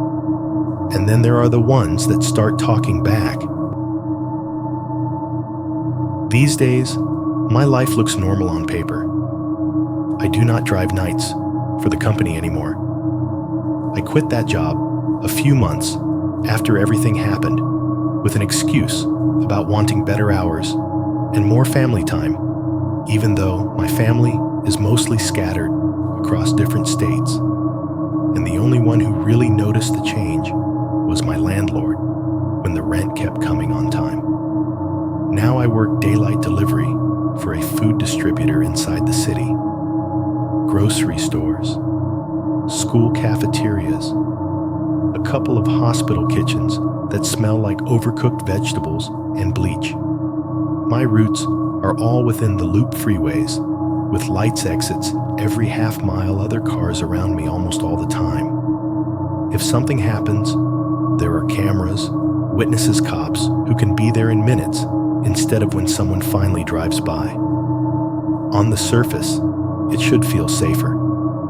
My apartment is on the 3rd floor of a plain concrete building not far from the loop. It is the kind of place you forget as soon as you step out of it. Beige walls, gray carpet in the hallway, a faint smell of dust, an air freshener in the stairwell. My unit looks out over a frontage road. Through the living room window, I can see a sliver of the highway beyond it, an elevated stretch where semis and commuters blur past day and night. I moved here because the rent was cheap and the commute was short. Now, I am not sure it was a good idea to live somewhere I can hear 18-wheelers in my sleep. At night, after the traffic thins, the sound of semis rolling past carries farther. The low, steady thunder of engines, the soft hiss of tires on concrete. Sometimes you get that particular noise of a loaded trailer hitting an expansion joint, a brief, metallic wham and hollow rattle that echoes under the overpass. If I am half awake, when that sound hits my brain, does not register city highway. It registers 152. It pulls me right back into that tunnel of dark and white lines, high beams in the mirror, the not-so-gentle tap of someone else's bumper on mine. Some nights, I lie on my couch with the TV on, low a cold drink sweating on the coffee table, and the moment a truck passes outside my shoulders, tense like I am waiting for impact. The rational part of me knows it is 10 lanes and a sound wall away. The rest of me still hears it as a threat closing the gap. I have become the kind of person who notices hazard lights more than anything else on the road. In the city, hazards mean a dozen different harmless things. A delivery van double parked while someone runs packages into an office. A rideshare driver waiting for a drunk passenger who is arguing with the bouncer. An old sedan whose owner is standing 2 feet away on the phone, already talking to their roadside assistance service. It does not matter. The moment I see that rhythmic blink on, off my stomach tightens before my brain can catalog context. Red reflection on a nearby window, orange flicker, washing over the asphalt, that particular staccato timed just so. It pokes the same nerve every time. I check the sidewalk.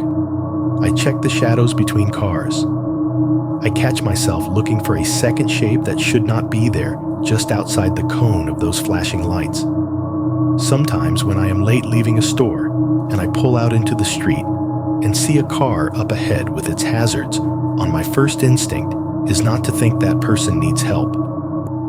It is to move over, give them space, put another vehicle between us if I can. I started taking longer routes, just to avoid certain stretches at night. There is a section of the loop where the lights thin out for a mile because of some city budgeting nonsense, and the concrete sound wall blocks most of the nearby businesses glow. The first time I drove it after dark, my throat closed up halfway through the segment. The reflection of my own taillights on the wall looked too much like someone else's glare in a mirror. Now, unless I absolutely have to, I take surface streets instead. I tell my coworkers it is because of traffic, because of construction, because the loop is always a mess at rush hour. I do not tell them it is because the idea of being the only vehicle in a dim stretch makes my hands sweat on the steering wheel. My paranoia, if you want to call it that, does not show in dramatic ways. I do not check under my bed with a flashlight or sleep with a gun on the nightstand. It is quieter than that, smaller. Before I go to bed, I stand at the front door of my apartment and press the deadbolt in 3 separate times. Click, click, click. I know it is already locked after the first one, but my hand still goes through the motion twice more, like it is trying to convince my brain that secured is a cumulative state. If I get up in the middle of the night for water, I will sometimes check it again without fully waking up fingers, finding the cool metal pushing, listening for that same small, solid sound. Click. Every time I walk through the parking lot, I angle my body so I can see the edges of the lot, the tree line, the entrance from the street. I know how stupid that sounds. It is a strip of asphalt with numbered spaces and an overflowing dumpster, not some dark shoulder off a rural highway. But my eyes still scan for shapes that do not fit. People standing in places that do not make sense. In the distance, sirens drift over the city, some nights rising and falling as they move towards somebody else's emergency. The sound comes muffled through the walls, a high wavering keen floating over the lower roar of traffic. Used to be, I barely noticed them. Now when I hear that wail in the middle of the night, my brain briefly flashes an image of a black truck in a ditch dust still hanging in the air, hazard lights stuttering their last. Sometimes, walking home from a late shift, I notice little things that never would have registered before. A car idling at the curb with no one visibly inside. A rideshare driver looking nervously at the rearview mirror, while some stranger leans into their back window. A woman crossing the mouth of an alley phone in hand, looking back over her shoulder at someone I cannot see. It is not that I think I am about to be dragged into some repeat performance of that night. If anything, it is that I see the shape of similar stories everywhere now. Like once you have seen one mousetrap, you start noticing all the places they could be set. On windy nights, dry leaves scrape along the asphalt, outside pushed into little spirals by the passing cars. If I am lying on the couch with the lights off, the sound drifts up 3 floors, and under my door, a faint scratchy hiss, like something dragging along the floor just out of sight. I catch myself, sometimes, halfway between waking and sleep, listening too hard to the building. The hum of the fridge, the soft rush of air from the vents, the occasional tick of pipes expanding behind the walls. walls. None of it is unusual. It is the same soundtrack anyone in any old apartment hears every night. But there are moments when all of it drops to a perfect eerie quiet for a few seconds, like the whole structure is taking a breath. In that silence, I remember the exact sound of the first tap on my bumper, the hollow thud of impact, the way the steering wheel twitched, the way my body learned something it did not want to know about how quickly a normal drive can become a murder attempt. People like to say, you left it behind when you quit a job, or move away from a place. Highway 152 did not stay behind me just because I stopped driving it. It lives in the way I flinch at hazard lights now, in the way my fingers hover a little too long over the lock on my door, in the way the rumble of a semi outside my window at 1 a.m. can turn my living room into a cab again for just a second, with a stranger breathing beside me and someone worse closing in from behind. It happened on a night that did not feel like anything special. No storm, no empty highway, no broken down sedans blinking in the dark. Just a Tuesday that had run long a fridge that looked too empty when I opened it, and the lazy, resigned decision to hit the 24-hour supermarket down by the loop instead of dealing with groceries on my one real day off.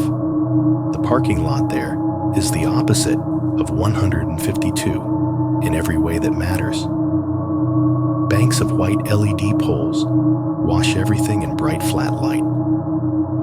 The asphalt is painted with thick, fresh lines for parking spots.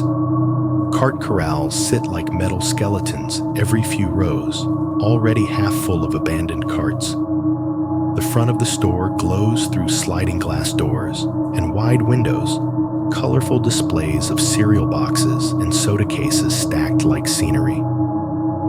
Pop music oozes out through the entrance every time the doors open, some upbeat song about nothing that sticks in your head, whether you want it to or not. I pulled into a spot about halfway up the lot, the truck's headlights sweeping over sedans, SUVs a delivery van with a cartoon tomato on the side. The air smelled like damp concrete and whatever the landscaping crew had sprayed on the sad row of bushes by the sidewalk. Inside, it was all the usual late-night stuff. Tired parents bribing kids to behave with cereal. Tired nurses in scrubs picking over the pre-made salads. One guy in paint-splattered jeans wandering the aisles with headphones on, mouthing words to a song only he could hear. I did my loop like everyone else. Bread, milk, eggs. Frozen dinners I would tell myself were just for emergencies, and then eat anyway. A rotisserie chicken under heat lamps that had probably been spinning since noon. I moved on autopilot, mentally checking off the list I had not bothered to write down. The store's sound system played some old pop hit. I half recognized the chorus coming around every 30 seconds, like the DJ was afraid someone might forget it. The fluorescent lights buzzed overhead. The wheels of my cart clicked rhythmically every time a slightly warped one hit a certain spot in its rotation. Normal. Boring. The kind of scene I used to wish for when I was alone on a shoulder looking at miles of darkness. By the time I paid and headed toward the exit, my arms were tired from hauling bags instead of using a cart. I had 2 paper bags hooked on each hand, the handles biting into my fingers, the warmth from the cooked food bleeding through the thin layers. The sliding doors opened with their usual soft whoosh, a breath of cooler air pushing in from the lot. The pop song shifted into another, just as generic, just as bright. The tiled floor gave way to the rougher texture of the rubber mat by the entrance, and then to the harder scuff of concrete outside. The parking lot was lit up like a baseball field. White light bounced off windshields, and chrome turned the surface of my truck into a dull mirror. Out near the road, a line of cars rolled past on the access lane headlights, gliding steadily along like a slow river of light. I stepped off the sidewalk, adjusted my grip on the bags, and that was when I saw her. She was standing near the edge of the lot, close to where the driveway meets the exit lane. Not right by the door, not tucked safely under the brightest lights. A little off to the side, where the glow from the poles thinned out, but did not disappear that awkward middle space between lit and shadowed, white tote on her shoulder. That is what my eyes locked onto first. A plain white canvas bag strap, cutting diagonally across her body, the bottom resting against her hip. Different shape from the one in my truck that night, this one a little larger, maybe the fabric stiffer, but my brain did not care about the details. It saw the color, the position, the echo. Her clothes were not what I remembered. She wore a dark jacket instead of a hoodie jeans, a shade lighter than the ones from the highway. Her hair was longer, or cut differently. I could not tell from that distance, pulled back, but not in the same messy knot. The point is, if you put her side by side with the girl from the road, you could have made a case that they were different people. But the way she stood, one foot turned slightly in, head tilted just so like she was listening to something the rest of us could not hear. Shoulders not slumped the way you would expect from someone waiting to be picked up, but held in that strange middle place between relaxed and ready. That was the part that froze me. She was not looking at the store, not at the cars pulling in and out. She was looking toward the exit lane, toward the way I would have to go to leave. Her body faced the lot at an angle like she had positioned herself to be seen by anyone pulling out, while still keeping an eye on the endless trickle of traffic beyond.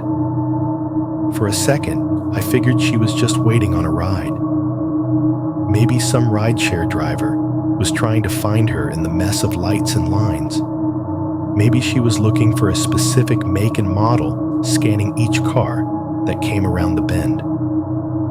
But something in the set of her shoulders told me she was not scanning. She was watching. I slowed without really deciding, to my steps getting a little shorter as my brain tried to line up the face in front of me with the one that lived in my memory. The sound of a cart rattling over a crack in the concrete cut across the lot. Loud in that strange way, small noises can be under big lights. Behind me, the store's intercom crackled to life. "Attention shoppers," a flat voice said. "Store will be closing in 15 minutes. Please bring all final purchases to the front." I kept moving, but my focus tunneled. My fingers dug into the paper bags, the handles creaking softly under the strain. When I was about halfway between my truck and the doors, she turned. Not all the way, just enough. Her head lifted, and her gaze slid across the lot like a searchlight beam. It passed over a guy loading cases of water into an SUV. It skimmed across an older couple arguing quietly about something near the cart return. Then it landed on me. Eye contact is a strange thing. You can feel it even if you are not ready for it. The distance was not far, maybe 40-50 feet, but it felt like more when her eyes found mine. The LEDs overhead flattened her features a little, made it hard to pick out fine details. What I saw was the overall impression. Not surprise, not curiosity, recognition. It was not the look you give a stranger you have never seen before. It was the look you give someone whose face you already have a file for somewhere in your head. Not necessarily a file labeled friend, but a folder nonetheless. My breath caught. In that split second, all the things I knew should be true lined up and shattered. She should not know me. She should not know this city.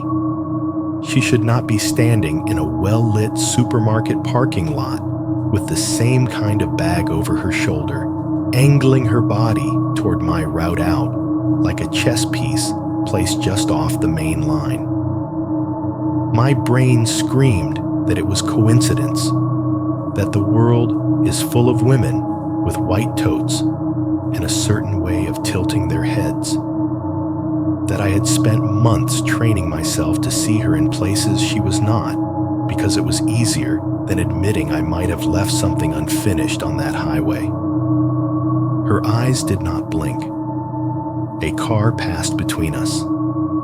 It happened fast, a dark sedan rolling down the main lane, headlights flaring for a second as it cut across my line of sight. The glass caught the overhead lights and smeared them a brief pane of glare that turned her shape into a vague distortion. The bags in my hands shifted as I adjusted my grip, one corner of a carton of eggs pressing into my wrist. The intercom droned again behind me, repeating the closing announcement. Somewhere, a kid laughed high and sharp as a cart bumped into a stack of plastic lawn chairs. The sedan rolled on. She was gone. No gradual fade into the background. No casual walk away that I had somehow missed. 1 second, there was a girl with a white tote standing at the edge of the lot, eyes locked on mine, in a way that said she knew exactly who she was looking at. The next second, there was an empty patch of concrete and a low concrete bumper with a lone cart abandoned beside it. I stopped walking. A guy behind me muttered something, irritated, and angled his cart around wheels, clacking a little too loudly as he steered toward his own car. The air smelled like exhaust as another vehicle turned over its engine near the entrance lane. I stood there, groceries hanging off my hands, and scanned the lot. She was not by the exit. She was not walking toward the doors. She was not heading down any row between parked cars that I could see. The white tote was nowhere, a color that should have popped under the LED flood, just absent. My heart hammered against my ribs too fast and too hard for what the situation technically was: a grown man standing in a bright parking lot looking for one stranger among 50. Maybe she had stepped behind a truck just at the right second. Maybe she had ducked into a car whose open door had blocked her from view. Maybe I never saw her as clearly as I thought in the first place, and my brain had filled in the gaps with a face it knew too well. I walked to my truck on autopilot. The remote made the locks chirp. Doors thunked open and closed up and down the row, as other people did the same. The sound of closing car doors, chup, thunk, slam, stacked up into a weird little percussion line. My own door felt heavier than usual as I pulled it open with one grabbed finger hooked under the handle, not wanting to set the bags down until I had to. I loaded the groceries into the back seat, the rustle of paper loud in the cab. Somewhere near the entrance, a cart hit a metal corral with a hollow ring. The intercom repeated itself for the third time, the voice now edged with the thin impatience of a teenager who wanted to go home. By the time I slid behind the wheel and shut the door, my brain had already started trying to rewrite what I had seen. It was not her. It was someone with the same posture. It was the tote that got you. You are jumpy. You see her everywhere now. I put the key in the ignition, but did not turn it yet.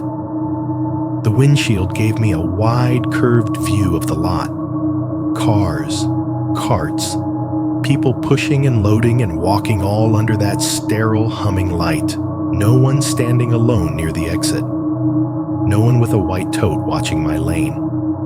PTSD, I said out loud. just to hear how the word felt in my mouth. That is all. The word did not sound like something that belonged to me. It sounded like a label from a pamphlet printed in friendly fonts and handed out in waiting rooms.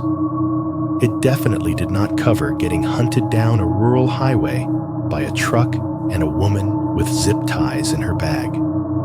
It was easier, though, to blame my brain than it was to entertain the possibility that someone out there might be poking at the edges of my life on purpose, testing boundaries, seeing how close they could get in the daytime under lights surrounded by other people. I turned the key.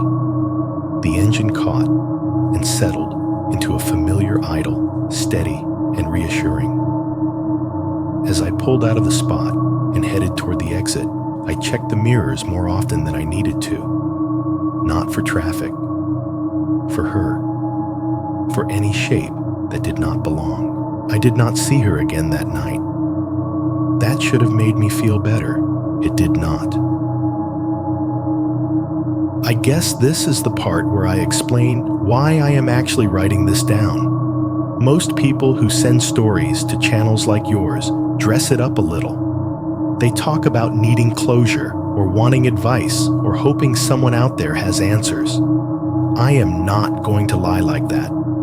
I am not asking for help, and I do not think there are answers that would make any of this easier to live with. I am writing this for one reason, so this thing exists somewhere outside my head. Right now, it is just after 1 a.m. I am in my apartment, the one by the loop. The TV is off. The lights are off. The only glow in the room is from this laptop screen throwing a rectangle of cold light across my hands and the cheap coffee table. Behind me, in the kitchen, the fridge hums in that low, steady way that old fridges do, like it is muttering to itself. Every few minutes, the compressor kicks off, and the sound drops out. And for a second, the silence feels too big, like somebody turned the whole building off. The AC vent above the window hisses softly on and off, trying to keep up with a night that cannot decide if it wants to be hot or cold. Out past the glass, beyond the narrow balcony, cars hiss by on the loop. Sometimes it is just a single sedan, a quick whisper of tires on concrete.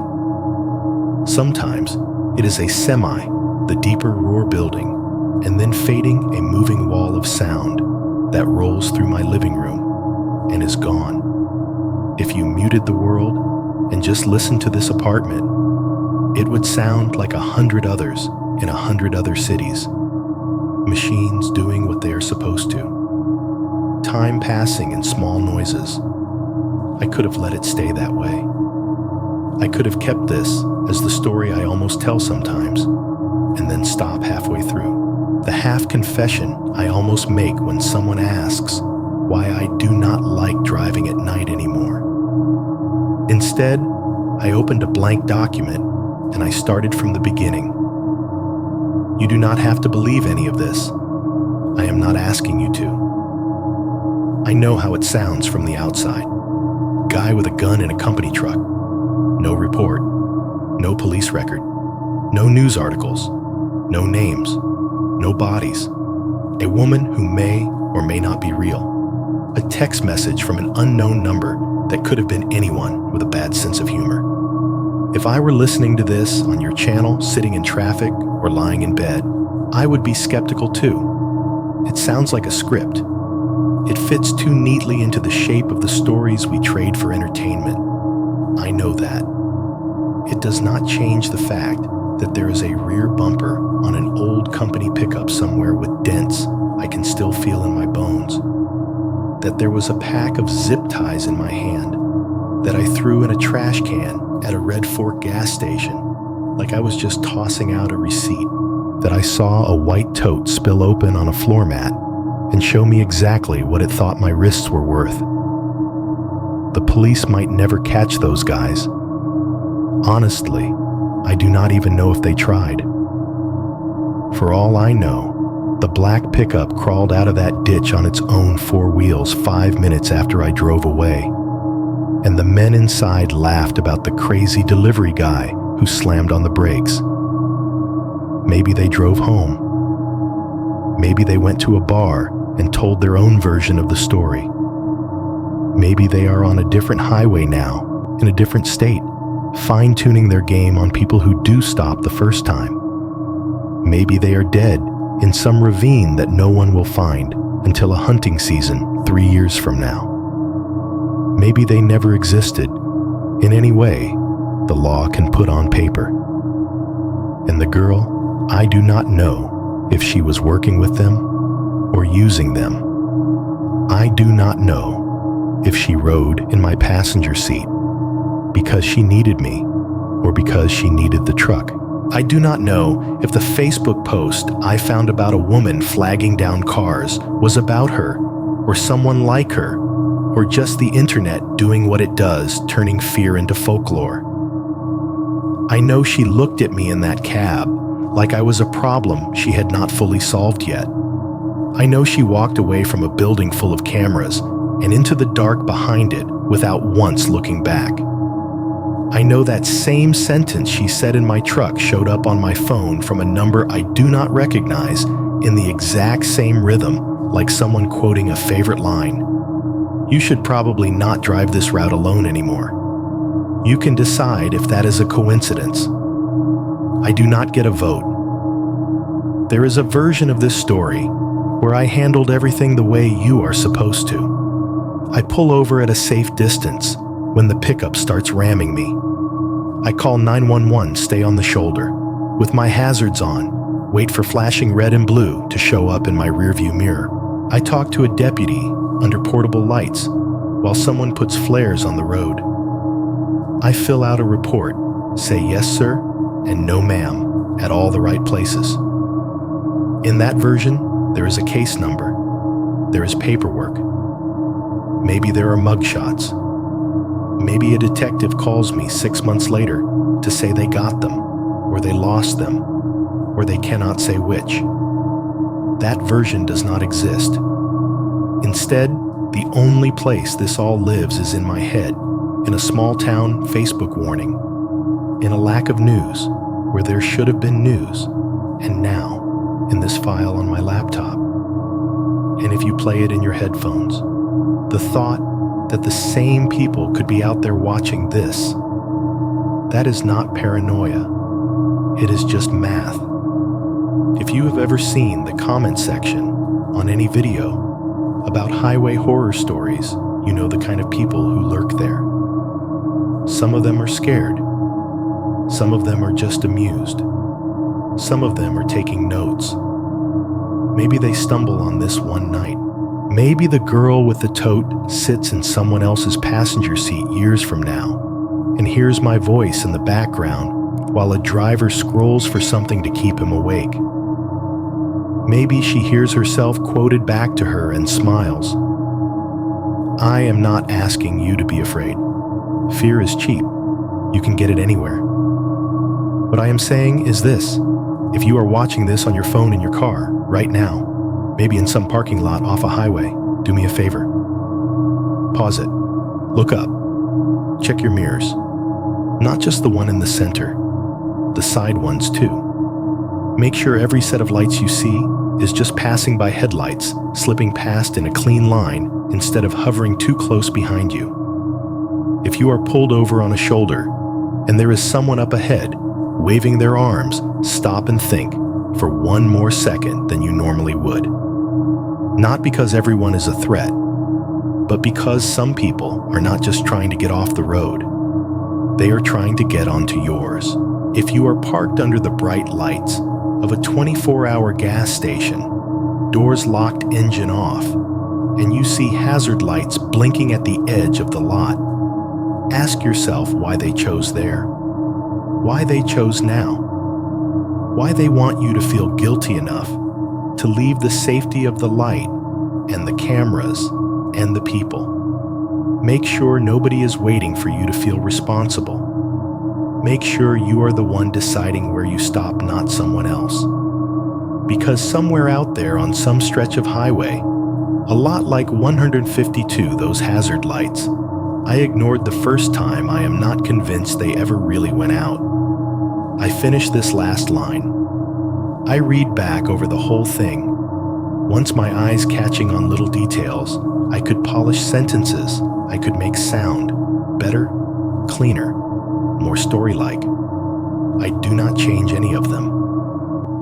My finger moves to the trackpad, finds the cursor, hovers over the send button on the form I filled out for your channel. My name is fake. My email is not. The subject line just says, Highway Story. Nothing catchy, nothing special. For a second, the apartment seems to hold its breath. Then I click. The laptop gives a small, bright little ding as the browser confirms the submission. Just a friendly system, sound the kind you hear 10 times a day and never register. After that, the room is quiet again. The fridge hums. The AC sighs. Somewhere outside, a truck rolls along the loop, its engine rumbling through the walls in a low, distant wave. And if you are listening closely enough, under all of that, you might notice one more sound that does not belong to me at all. Your own heart, beating a little too fast in whatever dark or half-lit place you chose to press play.